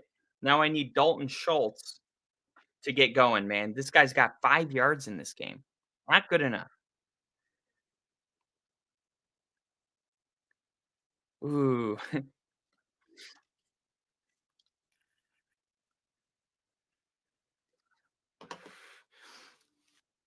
So Granson, I'm trying to find the one where I were with Granson because here it is. Here it is. Okay, so Kylan Granson, 1 reception. Awesome. So I get the 1 reception, and that leaves Schultz to have. I need Schultz to have 2 more receptions, Gardner Minshew to have 1 touchdown pass, and then Alec Pierce to have 1 reception, Josh Downs to have 1 more, Michael Pittman 1 more, and we're pretty much there, man. Gardner Minshew has 68 passing yards in this game. I did take him to have 200. Stupid, stupid decision. But call me crazy. I have a feeling that this game, I have a feeling he's going to get there. And hopefully we get some overtime. Hopefully. The Strouds are in shock. Crafty, I blame Kyle leaving his seat. There's no proof to that theory. Bill said the same Jonathan Taylor or say he didn't want to pay in the preseason doofus. Sorry, Jinja. No, I think Jinja probably agrees, man. That was BS, man. BS. And then there were people saying that Jonathan Taylor isn't worth the money. And I was like, it was my brother. It was brother T. I was like, what are you talking about, dude? He led the NFL in rushing yards 2 years ago. What a run by Taylor, man. He's on one. He's on one. And what a cool moment as a fan to get to hug your player. I literally, when I was on the field for the Jags game, I think I told the story, but he ran right past me, like into the tunnel. He tried to catch a ball that was overthrown, and he ran through the back of the end zone, like through the tunnel where I was standing, because at the commercial break, we were going to go out on the field. So they moved me right there in that spot. And he literally like rubbed shoulders with me. And I was terrified, and I'm not even supposed to tackle him. These guys look that like it looks so good on TV. It looks so much more insane on the field. I've gone to games, um, like regular seats, and it looks kind of the same as TV. The field, you get to really respect these athletes.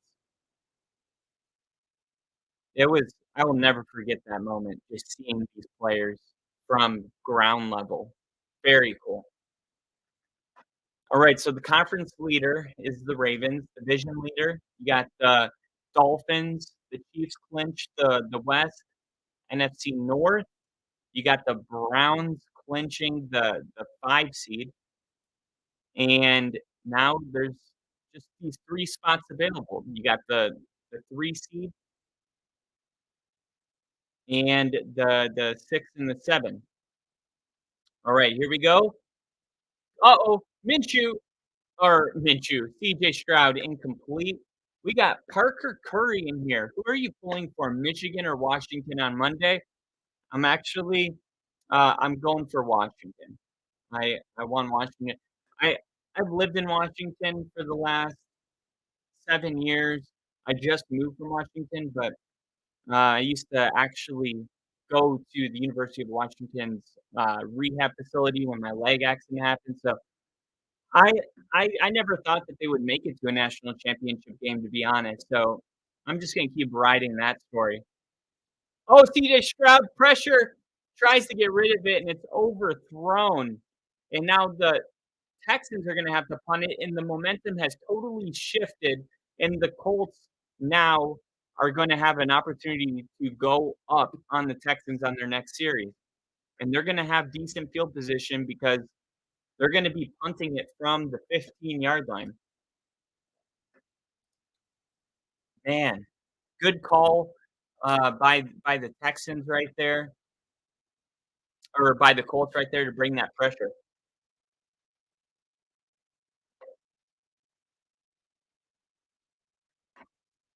Take a shit at work to check on the stream. See you boys tomorrow. I'm getting random people at the bar to subscribe.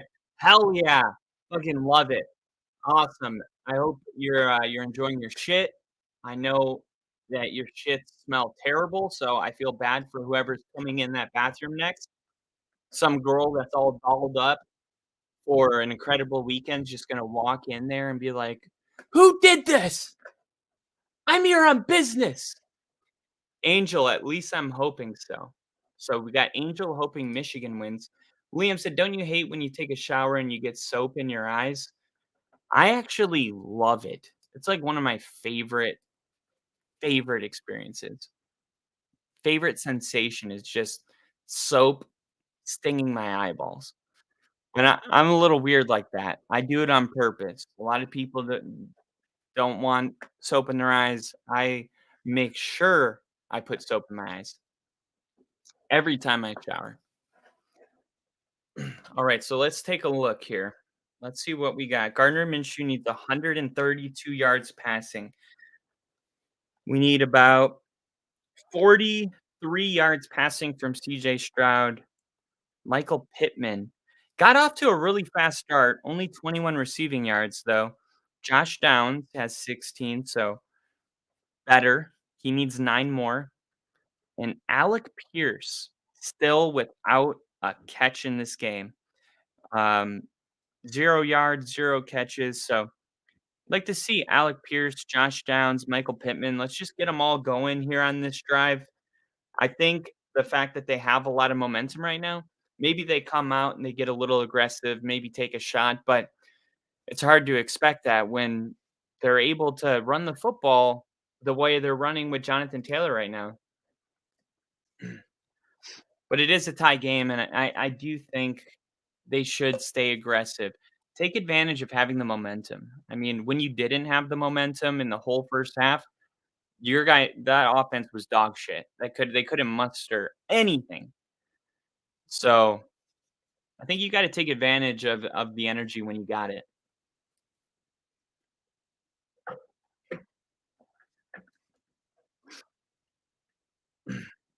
Good throw by Minshew. on that last drive to throw it on the inside shoulder. That's called throwing your receiver open. That was covered well, and Minshew perfectly threw it. And Alley Cox, man, does the 2-point conversion where's the Alley Cox? Alley Cox.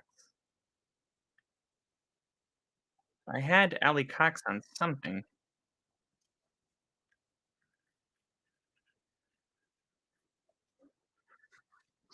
Okay, we're gonna run it with Zach Moss. And Zach Moss says, "Anything you can do, I can do better, but except he can't." Honestly, though, maybe he can because he had a really good start to the season. All right, here we are. Here we are. Okay, Alec Pierce, and then I can't find Alley Cox. I had Alley Cox for a couple receptions somewhere. 2nd and 3, and downs in motion, and they're gonna run it with Moss again, and Moss is gonna run it all the way down to the 38. And all of a sudden, this Texans team struggling stopping the run. And if this is the way the Colts are gonna win football games, this type of football is probably gonna translate decent to the playoffs. I do think Gardner Minshew, he gives you a low ceiling, but the one thing in their favor is that running the football and playing good defense translates well in January. 1st and 10, and why not just run it again? There he goes on his feet all the way down to the 40. Why even pass the ball when Jonathan Taylor has 166 rushing yards?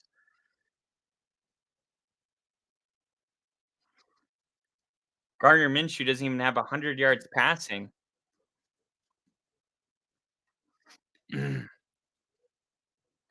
All right.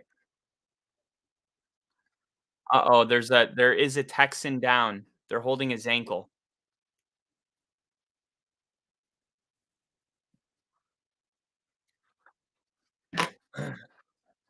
And then Liam, I got Michigan as well. So we got a couple people. My neighbor actually has a Michigan flag outside, and I was thinking about him the other day when I saw it. Okay, okay, okay. Whew, that scared me. All right, let's go back and see what the world is saying. It's our favorite thing. Let's go to the latest.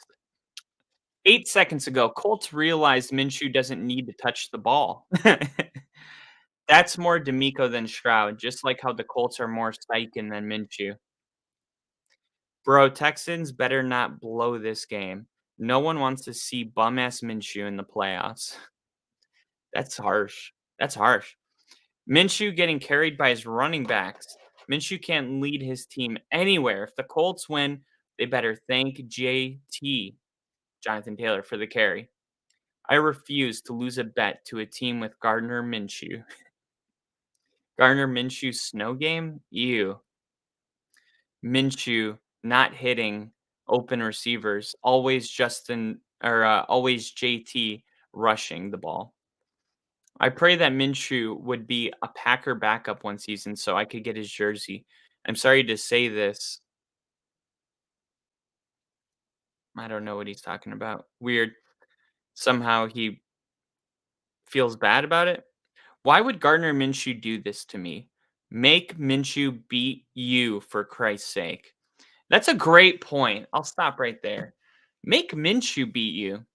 You already know that they want to run the football, and you know that Minshew hasn't really had a great day throwing the football. He's made a couple plays here and there, but this is a guy that has like 68 yards passing right now.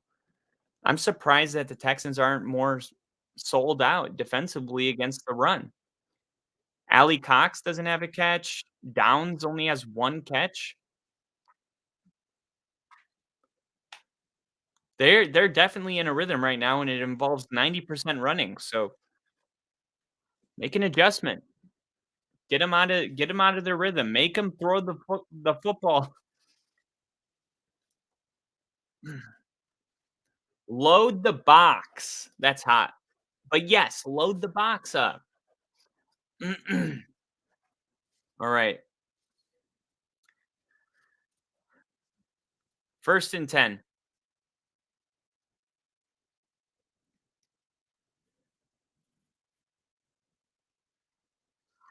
And they're going to run it again. And this one's going to go for nothing.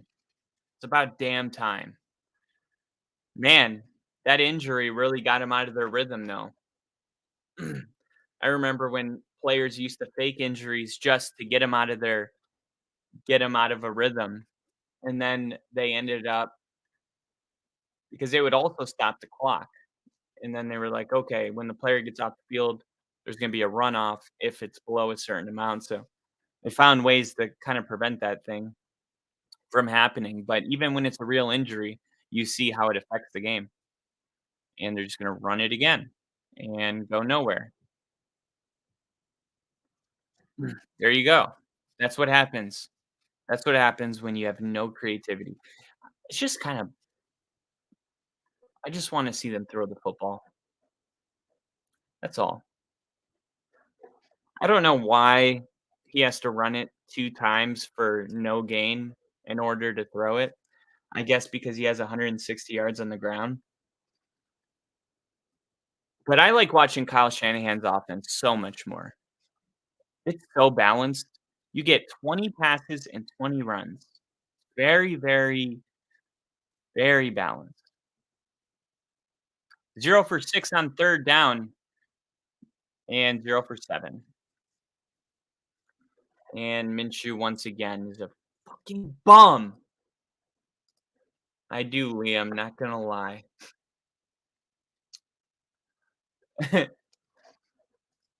All right. Who is he gonna throw? Oh my god. He's literally standing there like, "Why aren't you throwing me the football?" He's like, "No, I wanna go through all my reads." It's like, "Dude, your first read is wide open." 57-yard field goal.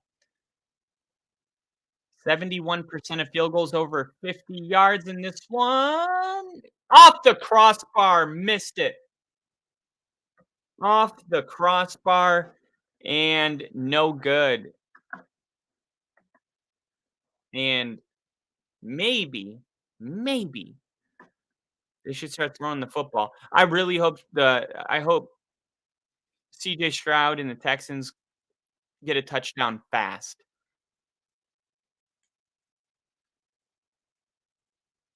I hope that they punish them. Let's hear that doink. Ah, not that loud. Not that loud. Good effort.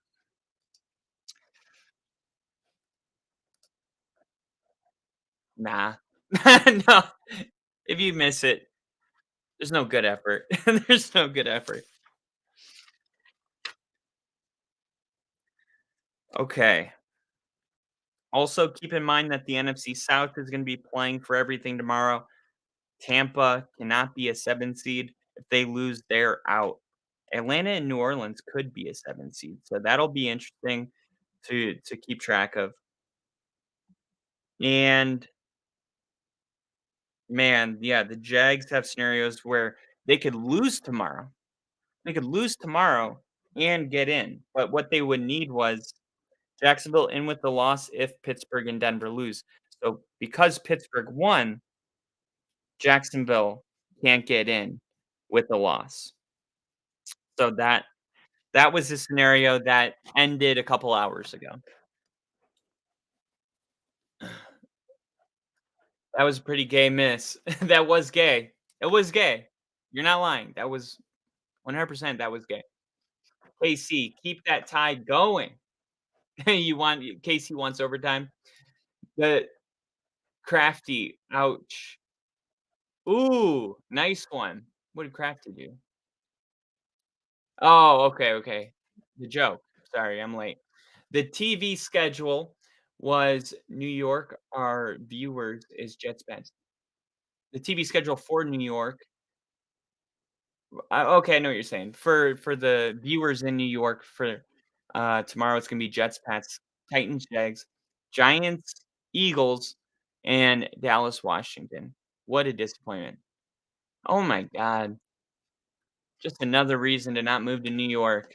I couldn't imagine being limited to that. Jets, Giants, Eagles, Jets, Pats. Oh my gosh. What an awful setup. Sorry that you're going through that, man. Brother May, gonna be some good games tomorrow. Kyle, which ones are you doing? All of them. All of them. I meant to say area. Oh, okay. I got you. I got you. Yeah, man, that sucks, dude. That sucks. All right, here we go. Little over 5.5 minutes, and they're gonna do a flea flicker, and CJ Stroud's gonna tuck it and run, and he's gonna pick up a first down. Awesome. I needed him to run one more time in this game. CJ Stroud running the football. Love it. Love it. Yes, he has 16 rushing yards now. It's not gonna matter because Minshew's not gonna get the passing yards I need probably, unless he starts throwing the football. Jonathan Taylor, I need some more. What do I need from the Texans? Nothing? Dameon Pierce? Over 13 rushing yards? That's weird. How come we haven't seen Dameon Pierce at all tonight? I would think that Dameon Pierce would come in a couple times.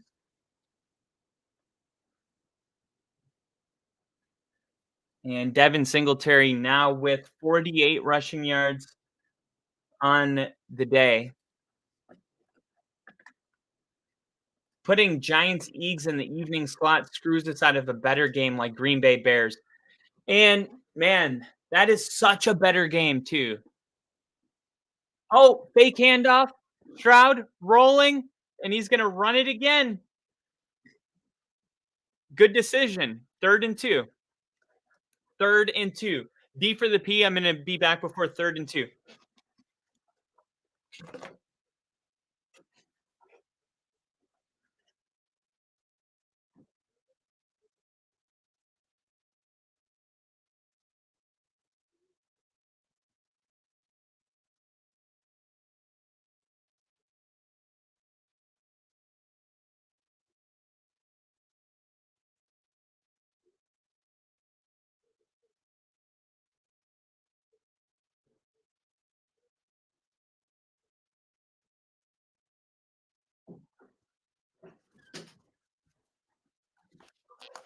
Oh, man. What happened? What happened?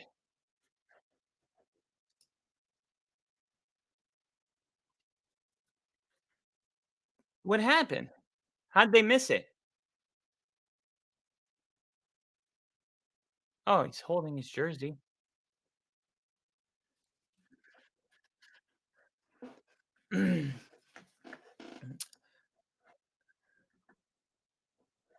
I saw that, Bill. On the Doink, the mascot faked his own death. The Jags mascot does that too. That's funny, Crafty. We'll have it on CBS. Going over the games tomorrow. And CJ threw into triple coverage. That's what I missed. Well, who's this young man?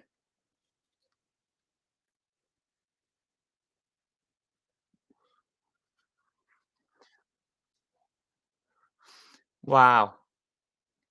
We're gonna just attempt 60-yard field goals until we go to overtime. What do we got here? 52? 51.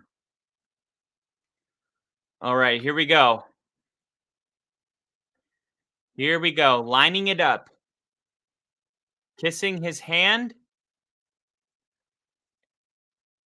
Snap, hold, kick on its way. It looks great. And it's good, no doubt about it. And that is going to give the Texans the lead, which is maybe going to make the frickin' Colts play a little more aggressive. But probably not. They'll probably just come out and pass the ball a lot. Let's be real. I mean, run the football a lot. Kai Me Fair Baron. Kai Me Fee Baron. Kai Me Fee Baron. What are we doing? What is that? Will Anderson, man, what a beast. What a off season for the Texans. God, what an off season. You get the coach, you get the defensive player, and you get the quarterback. You get the pass rusher, you get the quarterback, and the coach. And guess what? You get those things, and you get to play meaningful football week 18. And it's just rare that you get all three in one draft or one off season. Crazy that this has worked out so well, and the Texans could be competing for a Super Bowl next year. And honestly, they could compete for a Super Bowl this year. I think the Texans are not playing like it right now, but if they tighten up and CJ Stroud throws it a little bit more, and remember, this is his first game back, so he's knocking off some rust. But here we go. Let's see if Minshew will throw the football at all. He'll probably just run it again. Yep, run on first down, and that's gonna go for 1.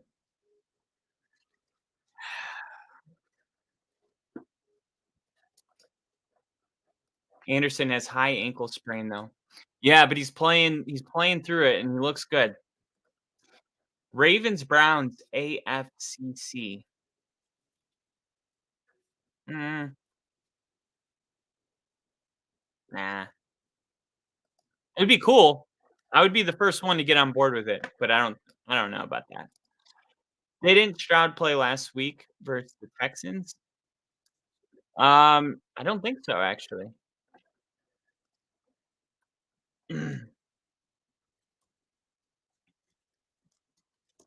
If he did, I don't even week 16 status. Well, oh no, that would be week 17.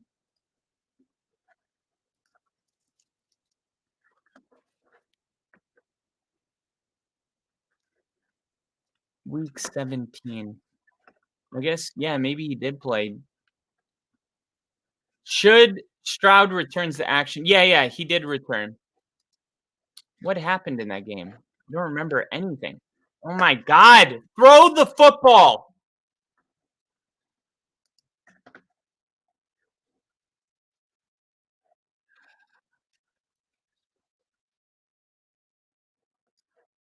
He phonetically spelt out Cammy Fairbarn. Oh, I didn't even know who that was, though. If he would have phonetically spelt out Gardner Minshew or Jonathan Taylor, I would have had that one. Oh my god, it's so frustrating, man.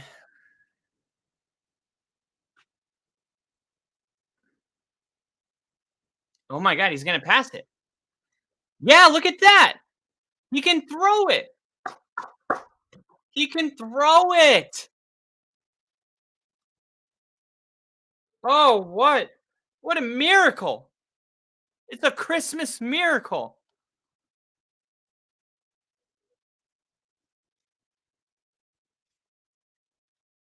Personal foul. Stop cheating.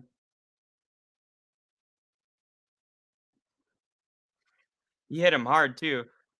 He punished him.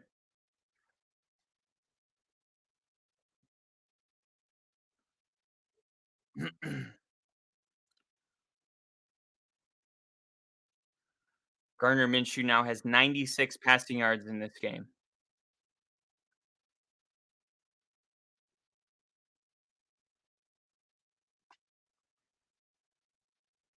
That was a pretty big hit. All right. 1st and 10.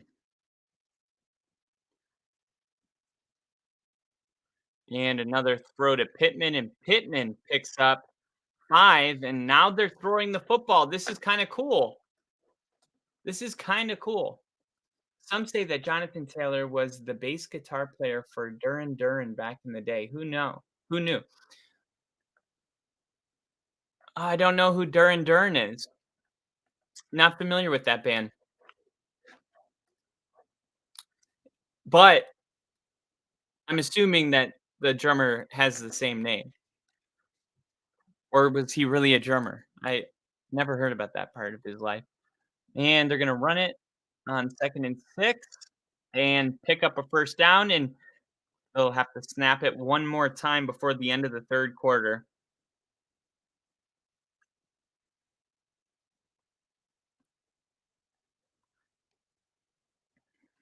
Highly doubt that Gardner Minshew's gonna throw for 97 more yards in this game.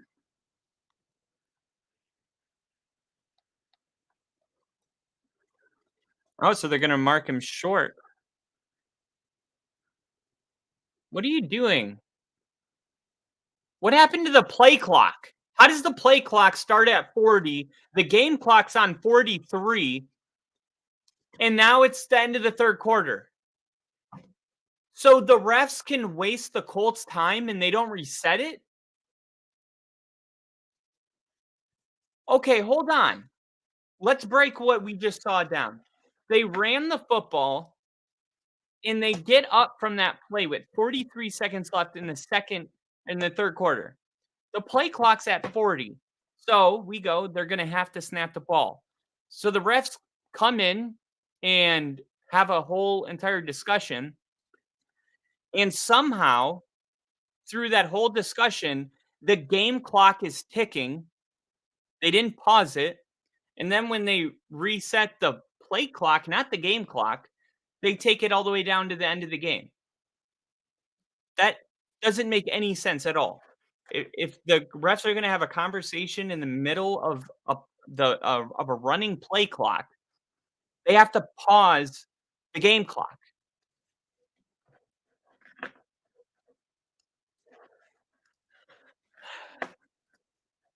From the guy that says dabble. Wait, what did I miss? Duran, Casey. Me neither. Yeah, we don't know him either. Duran. I don't know what's going on. I don't know why you guys are making fun of me. I literally just said I don't know who that guy is. Okay, so man, that is a unfortunate sequence of events right there. I'm gonna see if anyone else is noticing that horse shit.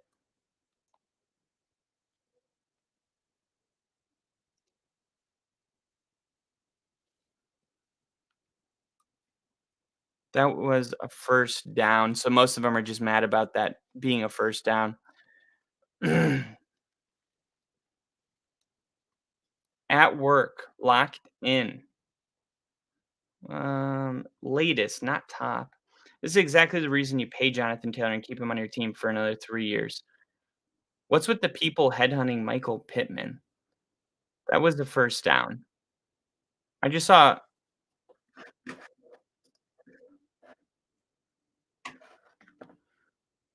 not only did they move it back, but they wasted more time than's even allowed. If anything, if they're not gonna reset it, it would have been a delay game.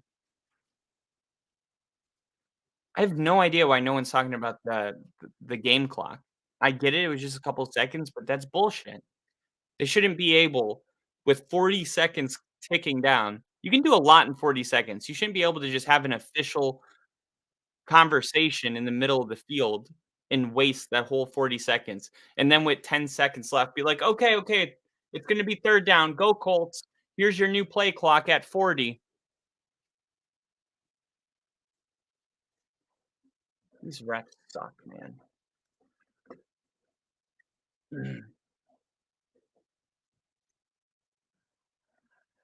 Brother May. It's pronounced Duran. Still don't know who it is. Liam Wolf, just stop the clock.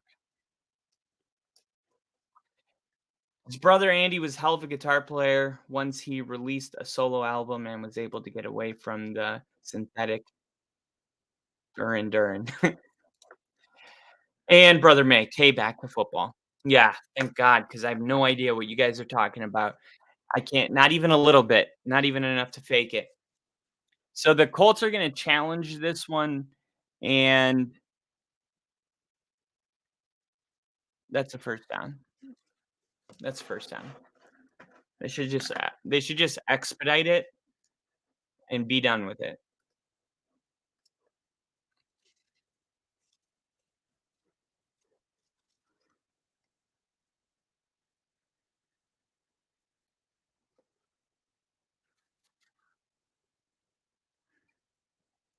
Did not know Brett Favre got into coaching once he retired.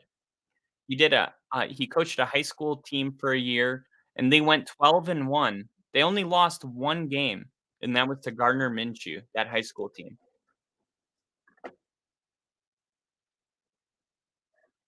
Alright, so it does get reversed to a first down, and Jonathan Taylor is walking into the locker room. Maybe they'll have to pass it now.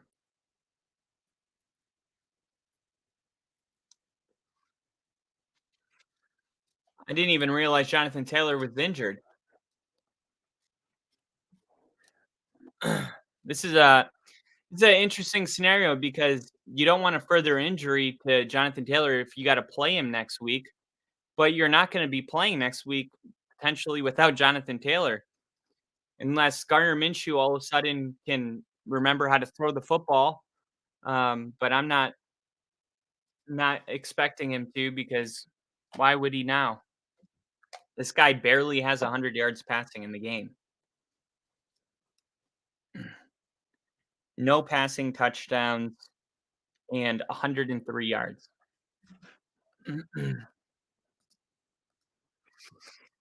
All right, here we go.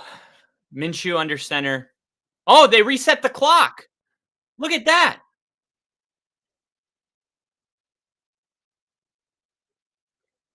God, man.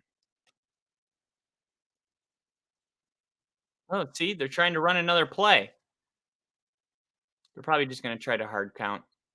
Dude, where's the urgency?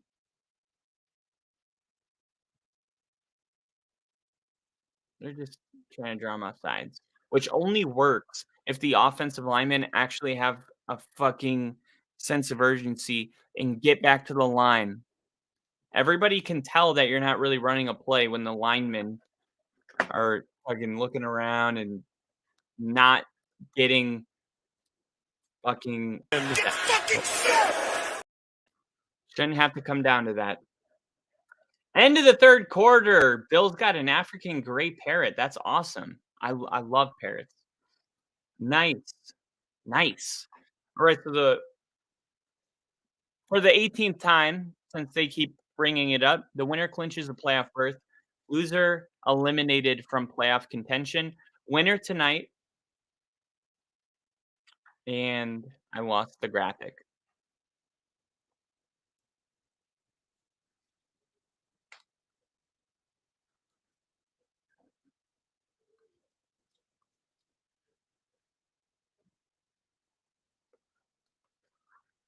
TJ Watt leaving the game today, the Steelers game. That was a pretty big deal. 19 sacks this season, leads NFL.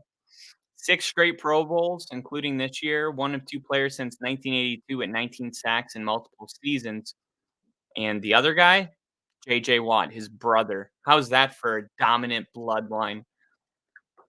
There's only 2 of us to ever do it, and we're brothers. Oh, another run.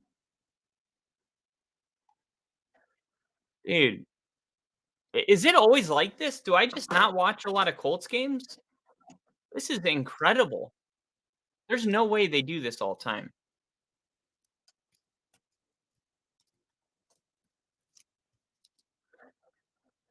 NFL team passing yards per game. Colts,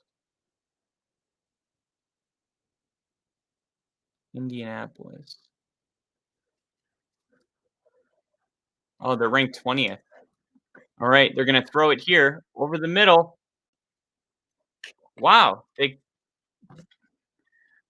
oh my god. Yeah, now they're gonna try to kick a field goal.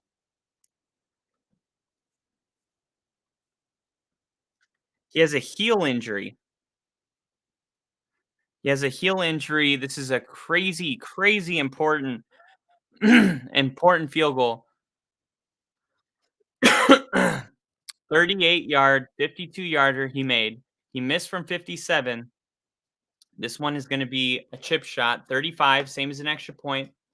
And snap, hold, kick is money. Tie ball game.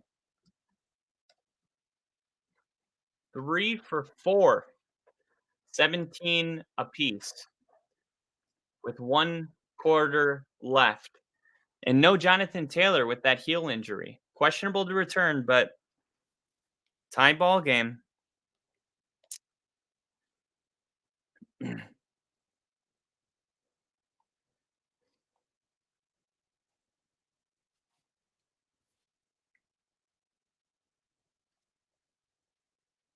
All right. Let me know. You guys think this game's going to overtime? Because I got a strong feeling that there's going to be some overtime with this game, but it depends. I think if the Texans could come out here and get aggressive and start throwing the ball downfield, then maybe they put some of that pressure back on the Jags, and they haven't proven that they can throw the football.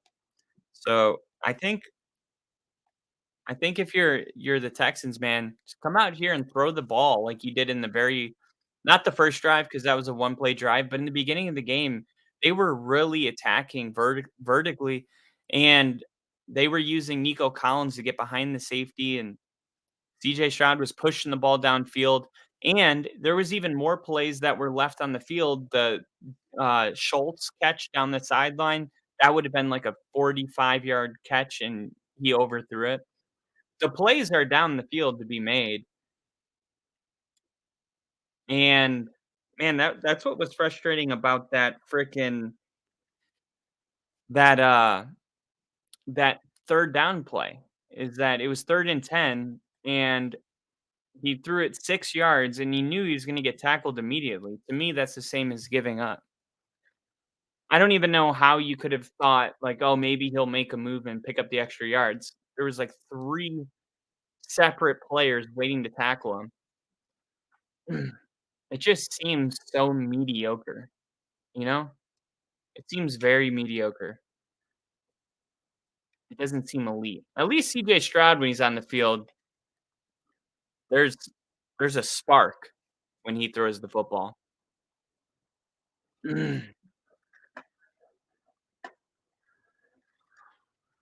All right. 17 apiece, 1-3-3-3 left in the 4th quarter. Triple three, which means that there's going to be the final score is going to be 23-20 because there's going to be 3 field goals made. We're going to go to overtime probably at 20-20, and then uh-oh. Uh-oh. Return. Oh, tackled at the 26. Uh-oh. It is the witching hour. What is going to happen? Who's going to the playoffs? This is a playoff game. If the definition of a playoff game is win and you're in, or rather you lose and you go home. Lose or go home. That's playoff football. And it'll feel more special next week for whoever wins this game, but this one is almost just as important as those. Stroud throwing it to Beck. All right. So how many passing yards? CJ Stroud has 200 or no, 189 passing yards so far in this game. 10 for 13 in the first half, 4 for 7 in the second half. That's what I was saying. Go back to what you were doing in the first half. And they're going to hand it off on 2nd and 2. So here we go. Singletary picks up the first. Singletary has 51 rushing yards now.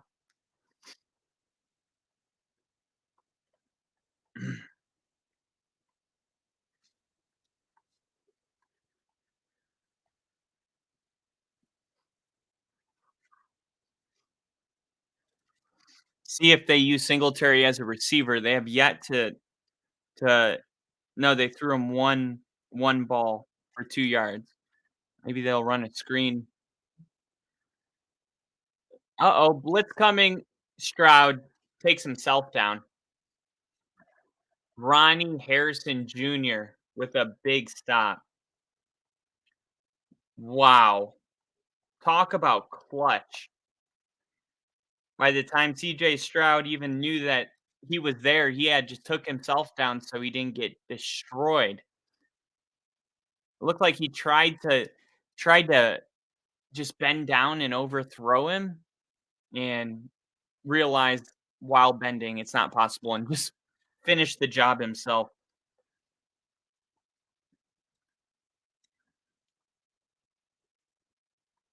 All right, CJ Stroud. Schultz, look at that. Throw it to Schultz. I'm telling you. Finally.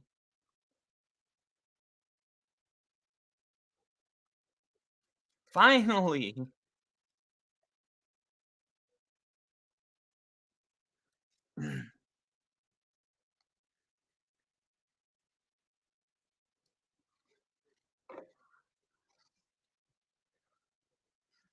All right. Texans, quick throw. Here we go. It's Schultz again. And now Schultz is starting to get some balls. Thank you. All right. Schultz now 27 receiving yards and 3 receptions.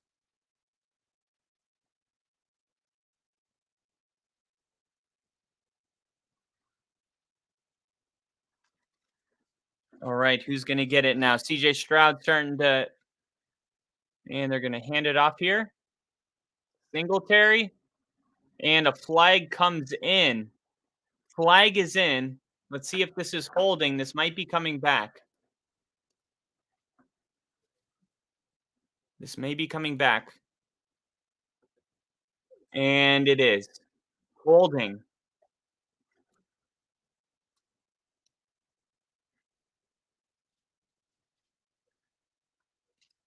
$240. 131 more passing yards from Gardner Minshew. I only think that can happen if maybe if there's overtime that could happen, but it's a tie ball game. So let's see. I need Stroud to get 38 more yards too passing. All right, Schultz again. All right. 6 more yards for Schultz. And now we just need 7 yards. Come on, Schultz. Here we go. And CJ looking, rolling out, trying to find somebody, and now just oh my god, it's caught. Caught. Nico Collins. Wow. I can't believe this throw was made. Wow.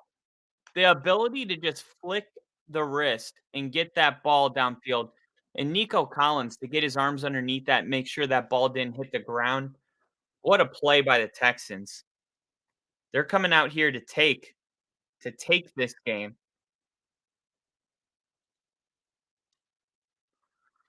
All right, Collins is going to be out of the game here, and yep, there's going to be 12 men on the field. I think. I think they're. I think the Colt defender was still running off the field.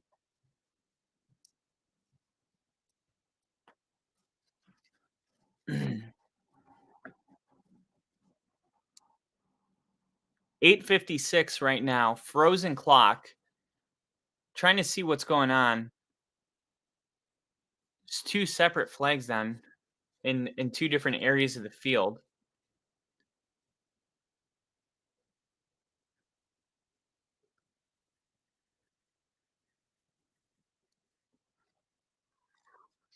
What? You can do that? You can just play it over and take it away even though there's no penalty? Why can't you just say there's no penalty on the play? They didn't blow the whistle till he was down anyway.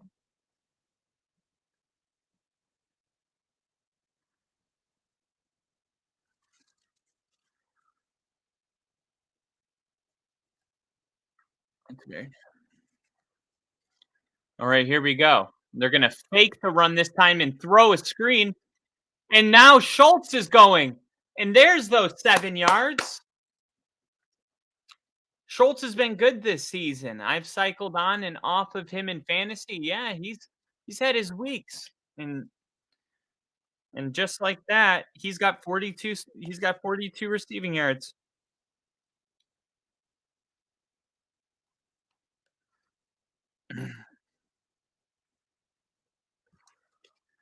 Here we go. 2nd and 1.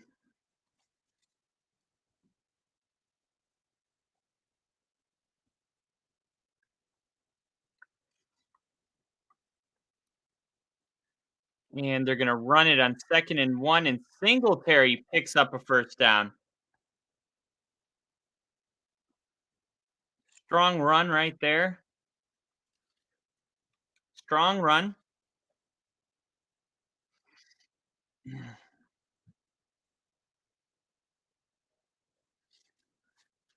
7.5 minutes remaining. Man.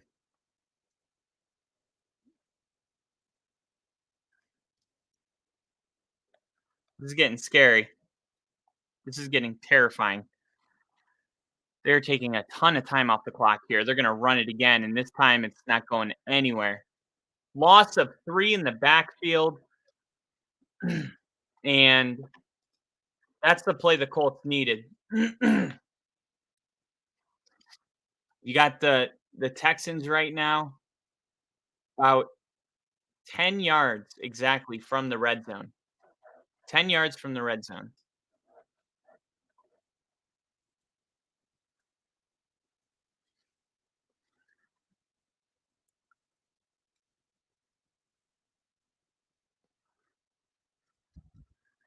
Here we go. CJ Stroud going deep. Caught Nico Collins and a penalty after. Wow. And CJ Stroud has 241 passing yards now. They're looking at a horse collar at the end of the play. Yep. Horse collar, end of the play.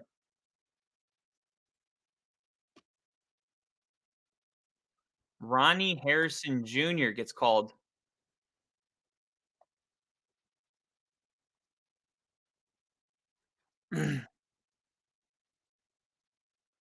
Damn. CJ Stroud took a shot on that play.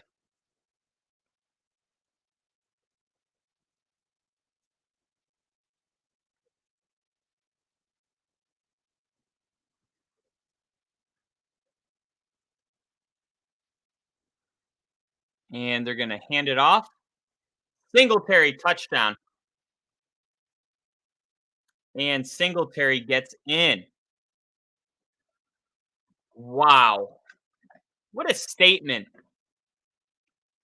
What a statement drive. 73-yard drive, 12 plays, 7 minutes, 15 seconds. That is a veteran drive right there by a rookie quarterback. Everybody making good plays. A couple penalties, but they never let it affect their rhythm. He's a winner, man. Straight up. He's a winner. And the extra point is missed. Oh my God, the extra point is missed. Is it because I put the score up 23-17? I normally wait. Oh man, did we just do that? Yikes. 31.2 points and counting on fantasy. That's crazy. I look at Stroud and think, how great is he going to be in a couple years? Same here. Same here.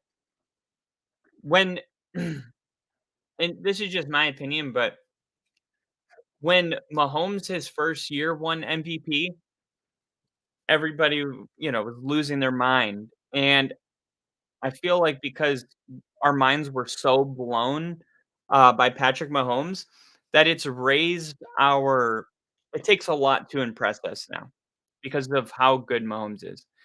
But I really do think that CJ Stroud's the closest thing to come into the NFL since Mahomes. And one of the greatest quarterback prospects of all time. So Mel Kiper, his highest 3 graded quarterbacks of all time is John Elway, Peyton Manning, Andrew Luck, and the 4th, Trevor Lawrence. Remember, Trevor Lawrence went like 29-1 in college. I mean, he was one of the most pure quarterback prospects that we've had in decades. He was that type of guy, just like Joe Burrow at LSU. And I think you can make a strong case that if you were starting a football team, you would go with this rookie CJ Stroud over Trevor Lawrence. Maybe you would. He's having a better year. Yeah, I still think Trevor Lawrence is great and all, but I just think, isn't it crazy that a rookie has already come in and been like, no, I'm the best quarterback in this division, and backed it up too. I mean, this is a really good. I mean, when you look at NFL team passing yards per game, Houston's ranked 7th, 245 passing yards per game. That's pretty good. And Jacksonville's 9, so not bad by any means, but not better than Houston. And then, like you said, the real scary part is that CJ Stroud is going to get better. All right, here we go. Keep bringing the bad juju for the Texans for me, Kyle. Keep bringing the bad juju to the Texans for me, Kyle. I got you. Jonathan Taylor's running back out on the field. It's not a heel injury. It's an ankle injury. He's back in the game, helmet on, down 6. They need him, especially with Gardner Minshew throwing for like 102 yards. Come on, let's throw the ball. Let's get Joshua Downs going. Ali Cox.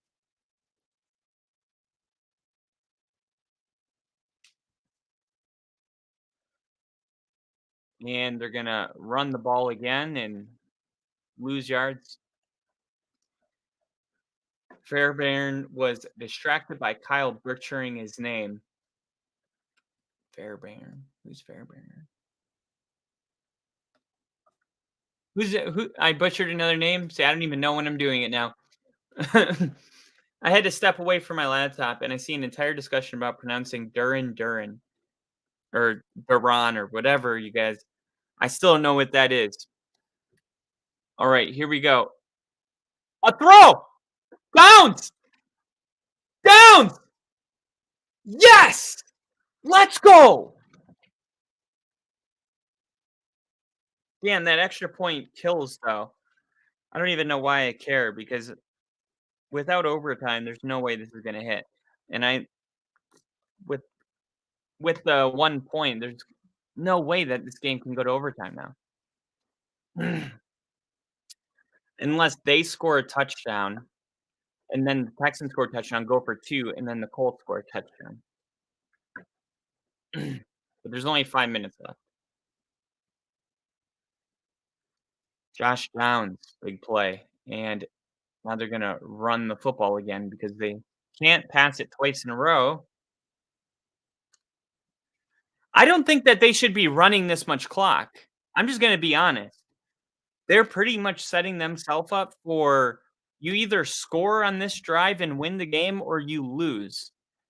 I just think that there would be a better I think there would just be a more warm and fuzzy feeling if you had a little bit of time in case you don't get it.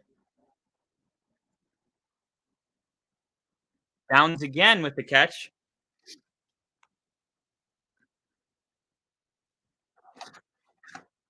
All right, so Downs now with 2 catches or 3 catches on the day now.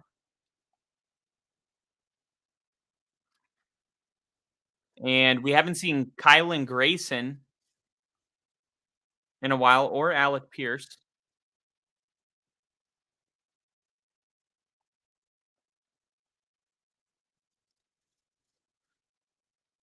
And they're gonna run it. Is that a help? Yep, that's 15 yards. That was helmet to helmet. I saw that. That was helmet to helmet.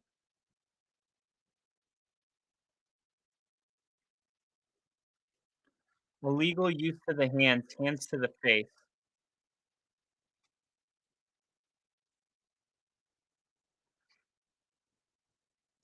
Malik Collins is called with the helmet to helmet.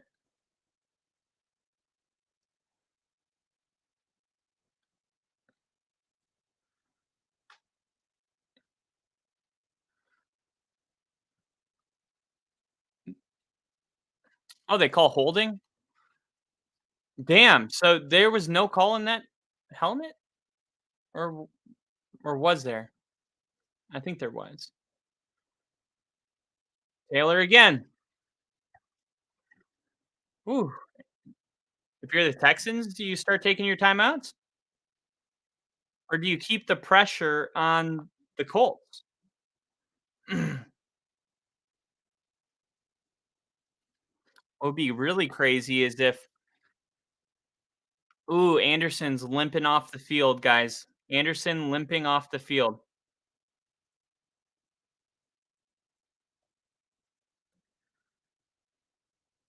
3 minutes left in this game,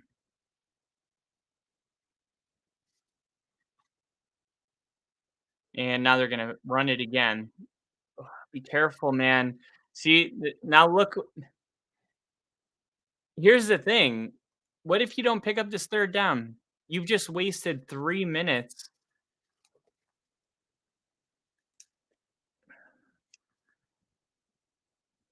Damn,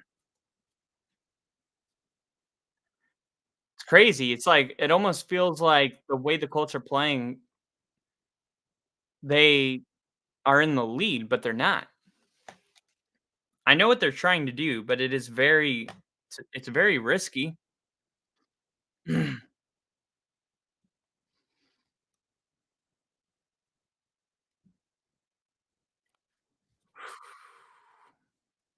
Perryman is the injured Texan.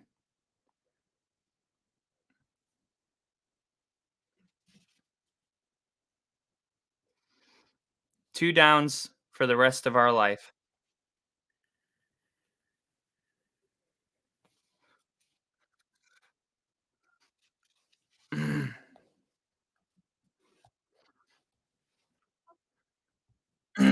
This is it, man. This is what the game comes down to right here. Now, what if he misses the extra point? Wouldn't that be freaking crazy? Still, only 141 passing yards for Gardner Minshew. 0 for 9 on 3rd downs. That's why I don't understand why they're so confident. But here we go. They got to convert here, or it's 4th down, and they're fucked. Oh my god, they're running it, and he's not gonna get it.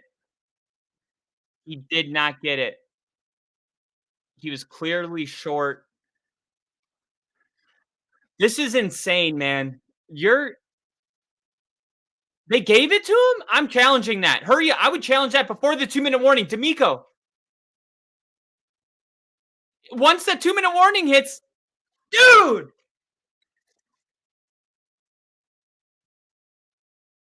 why wouldn't you throw that?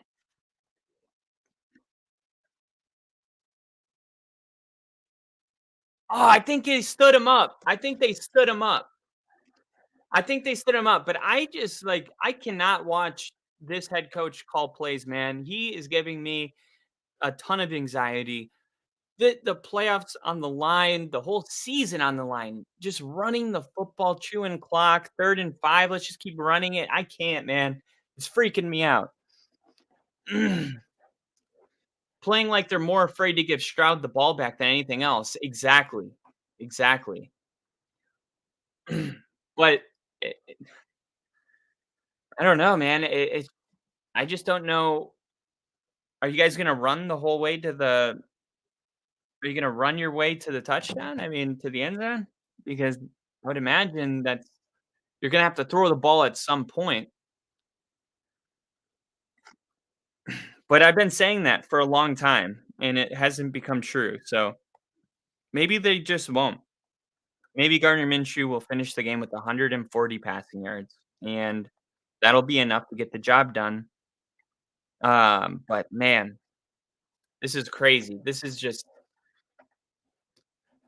like I said, a little hard to watch. I feel scared and nervous for Colts fans. Now, let's take one more look here at something. Okay.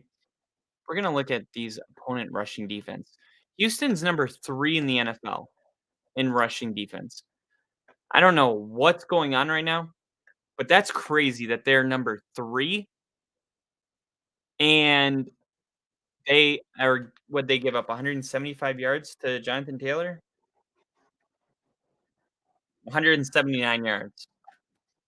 And then and then when it comes, so Houston's number 3 in stopping the run, and the Colts are the 13th best running offense in the NFL. They average 114 yards per game rushing, but in their last 3, they're averaging 132, which is crazy because Arizona's averaging 182.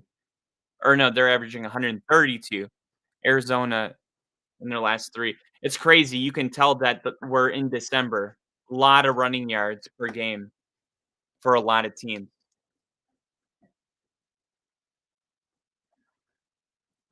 Here we go. 1st and 10 and another run.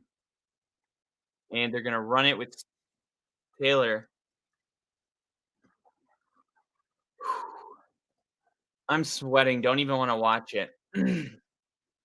And then KC says, "You're right. The Texans should challenge that." And yeah, man, I don't know. I don't know why they didn't. And Brother May said, Anyone who's saying what a genius Steichen was, he's not playing like it now. He's coaching like he's a rookie head coach, scared to make a mistake in the first playoff game. He's coached like this. This is the first game. Yeah, this isn't what we've been seeing." And another run to Taylor.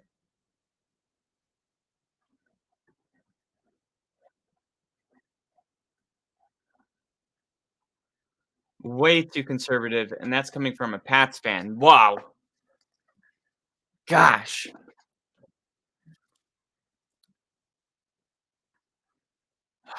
Oh, man.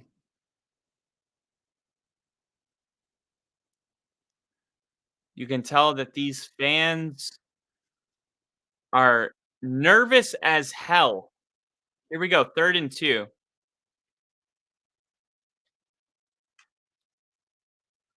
Of course, they're running it. Now it's 4th down.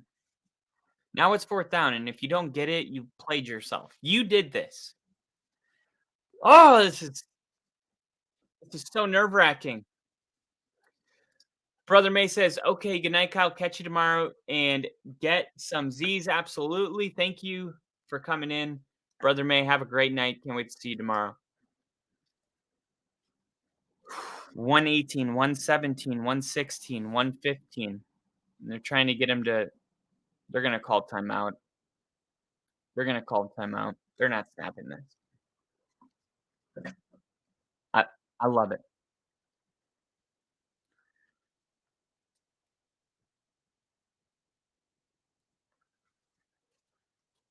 They are definitely more worried about Stroud getting the ball back than they are about scoring.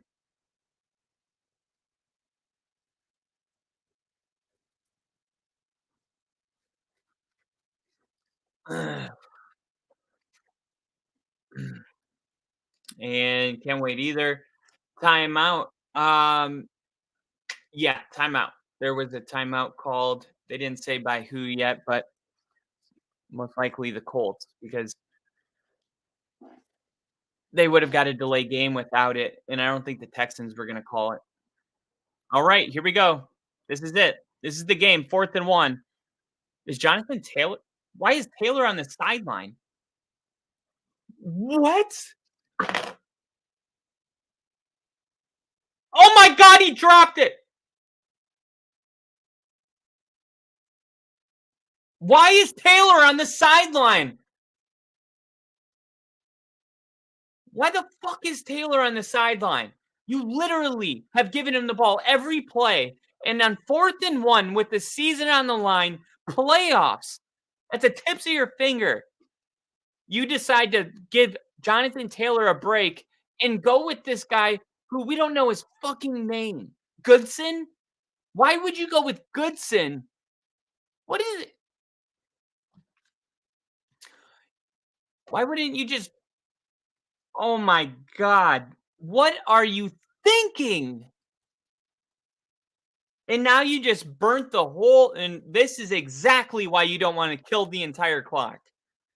Because now what? Now what do you do? That's just awful. Shane Steichen, he in my opinion, he failed today. He failed Colts fans. He failed and he's going to get a pass because the Colts season could have been a disaster, but the way this game was called and the late calls in this game and the clock management all I think is very questionable and nothing more questionable than the personnel he decided to bring out on the field on 4th and 1. Wow.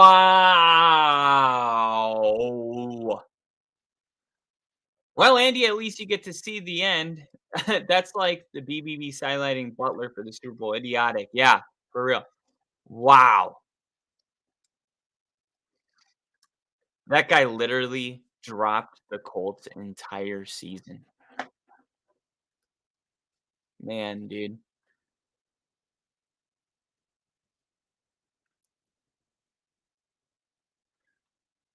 And now look, they're gonna run it every single play because you're only supposed to do that when you actually are winning. This is literally how Shane Steichen called the entire last drive. I think there was one pass. Why is Jonathan Taylor not I can't. I literally I can't get it out of my mind because I would say like you just used him as a workhorse going down the whole field. So if he's tired, he's tired. But there was a timeout called because they went out and tried to hard count 4th down. And then they called timeout. So I mean, I doubt Taylor was that tired, man. That doesn't make any sense. It doesn't make any sense.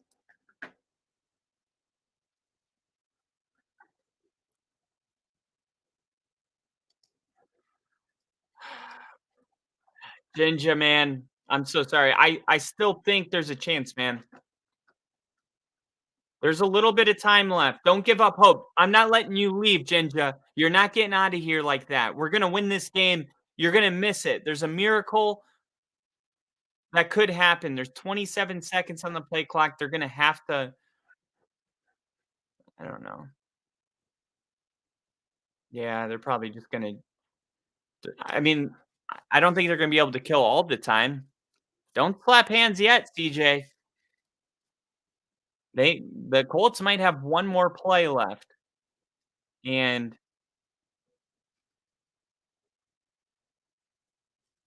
they're just going to burn a timeout right here with 7 seconds left.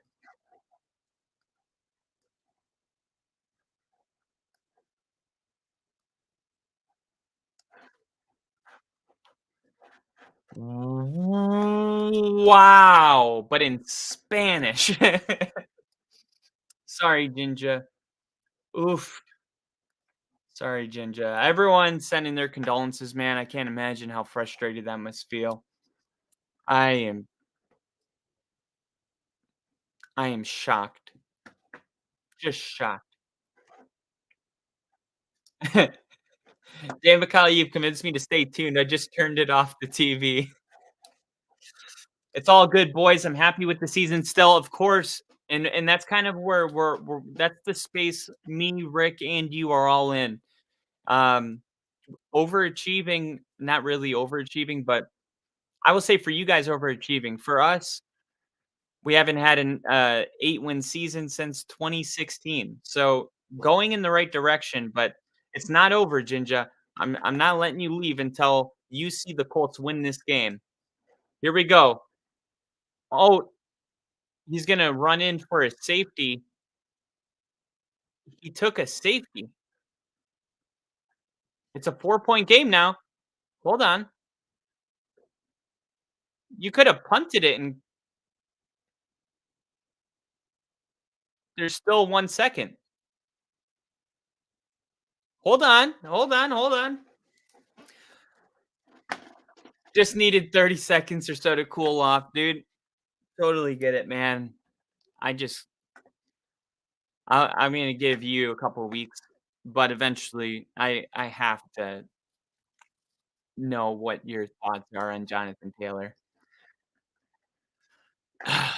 Man, it sucks too because when you're eliminated from the playoffs week 16, you like go through all the emotions and then you're ready for the playoffs. But when you think you're in the playoffs and then this happens, it's like you don't even care about the playoffs. I remember when the Ravens beat Denver in 2012 and then they went on to win the Super Bowl.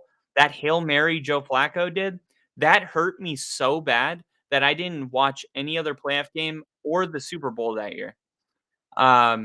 Which if you know me is a huge deal. I normally just don't miss those type of games, but I legitimately was not interested. Um, and a lot of athletes, man, like a lot of the players come to find out when they lose in the playoffs, they don't watch the Super Bowl either. A lot of them, because honestly, it just hurts too bad. It's hard, man. The fans are putting in the hard work, man. That's why I drink Modelo, brewed with the fighting spirit, the same fighting spirit that every fan needs. All right, so here we go. They're gonna kick it, but I wonder how this is gonna go. If it's a squib kick, they do they have athletes on the field or big tight ends? Because we need Jonathan Taylor on this field. If you're not gonna put him in at fourth, at least put him in on this play.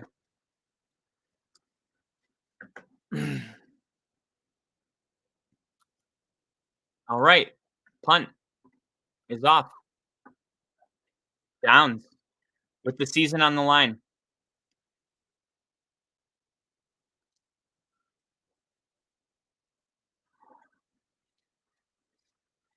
Sorry, Ginger.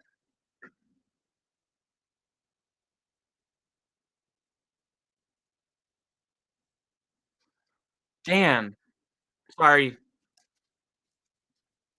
That sucks.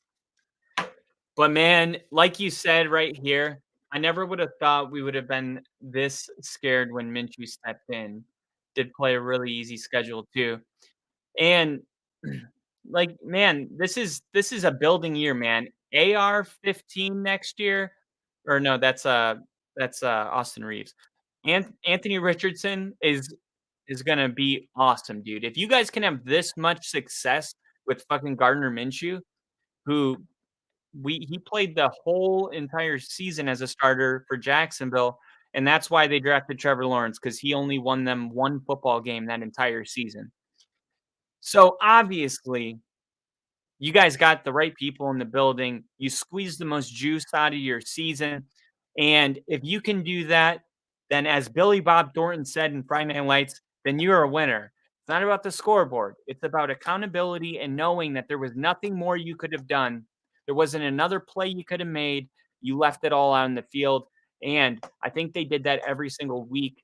And I think the Colts have a lot to be proud of, even though this one stings and you're not going to feel that way right away. But It'll come. It'll come, and I think the Colts and the Texans and the Jags, man, this is gonna be a really competitive division moving forward, which in my lifetime, that's never been the case. We had the Colts with Peyton Manning, and they just kinda trampled over everybody at the way well, the Texans with Andre Johnson and, Bill O'Brien had some good years. The Titans were never really good until recently, and this is gonna be a competitive division because 'cause don't expect Mike Vrabel and the Titans not to reload. This is gonna be really hard. Yeah, hard division moving forward. And the AFC, the rich get richer, and it's gonna be even more difficult to win next year. Bill said, "We did last year, give them the 2, but take another 30 seconds off the clock. Classic Parcells move." Yep. Yep. Yo, I'm Rick. Would prefer Ginger happiness, but CJ Stroud in the playoffs is gonna be wild. And yeah, I'm not gonna lie, man. I think the Texans are a team that I would not wanna play. Brother May, totally, man. Turning the game off with the correct move. I would rather have you send me off with the last play of the season than that dickhead in Romo. I appreciate that, Jinja. Sending love your way. And ladies and gentlemen, that's going to wrap it up for tonight. And like Brother May said earlier, got to catch some Z's, wind down, maybe watch a movie because there's going to be a ton of football tomorrow. And moving forward, there's going to be a lot of football, playoff football, Saturday football, Sunday football. Monday is going to be the national championship. There's a lot of football coming up. So thank you guys for tuning in today. Thank you guys for coming in, engaging. We had a lot of people in here today. Brother May said, "Kind of like the Miami Miracle for me. Wasn't a playoff game though. Yeah, that was a crazy game. I remember that game. Shit, that that shot had to hurt. Plus Allen leaving, then doing it. Yeah, that was freaking wild. And then I remember Next Gen Stat even made a commercial showing that play, but just with the lines. Just with the lines. I think everybody's seen it. Nico, wait, so no Steelers tie? No. Yep, so this is this was Pittsburgh. They they could make the playoffs with a loss if Denver wins and the Colts and Texans don't end in a tie. But the Steelers won. And Houston and Indianapolis did not end it in a tie, which means tomorrow, if the Jaguars beat Tennessee, very likely, and the Bills lose to the Dolphins on Sunday Night Football, the Bills are out of the playoffs, either the number 2 seed or completely missing the dance altogether. Who's going to get in? Who's going to get out? Find out here with us as a family on the Only Football podcast tomorrow. We're going to be going live at the normal time for the first slot of games and then going on into the second and Sunday Night Football as well. As always, you can find me at FTBLONLYPODCAST, Football Only Podcast. And you can follow my partner Rick at and now Rick, ANDNOWRICK. But I guess just parting words here. I think the Texans are gonna be a dangerous playoff team. I think the Texans with CJ Stroud, he's just a winner, man. You get these guys that come into the league every now and then, and they just find ways to win. And I don't think the Texans played a flawless game. There was definitely plays to be had. There was missed throws. There was some accuracy stuff with CJ Stroud, but there was also some really good moments, like the first play of the game. And there was a lot of there's just a ton of upside, and this is the kind of game I think that's good for a team like the Texans to go into the playoffs with momentum versus the Ravens, playing nobody, getting beat by the Steelers, being cold in the rain, and now they gotta wait 2 weeks to play. If CJ Stroud like, they have this game, next week they play another, and if they win that game, they're gonna be fully rolling into a Lamar Jackson team that has almost not played football for a month. So it's not where Houston is right now that I would say you should be scared of, but it's where I think they have the potential to be in the next couple weeks if they can find a way to build on this because they they they could be a dark horse team to do it all. And everyone said the Bengals didn't have a chance in Joe Burrow's first year, not his rookie year, but his first year. And you know, people are going to be just as shocked if the Texans make it, but it is what it is, man. We will see. We'll see who gets in, all of that tomorrow. So thank you guys for tuning in. And as always, I'll see you guys tomorrow. Have a good night, Jinja. Once again, man, sorry about the freaking Colts, dude. That freaking sucks. And I will see you guys tomorrow for more football. And just remember, Jinja, you're not the only one that's gone through some tests and some trials. We've definitely gone through some tests and gone through some trials. So don't be too down on yourself. Crack a beer, crack a uh, a Voodoo Ranger, crack a Voodoo Ranger, and cheers yourself because the Colts were winners this year. They played a hell of a year. I'll see you guys tomorrow. See ya!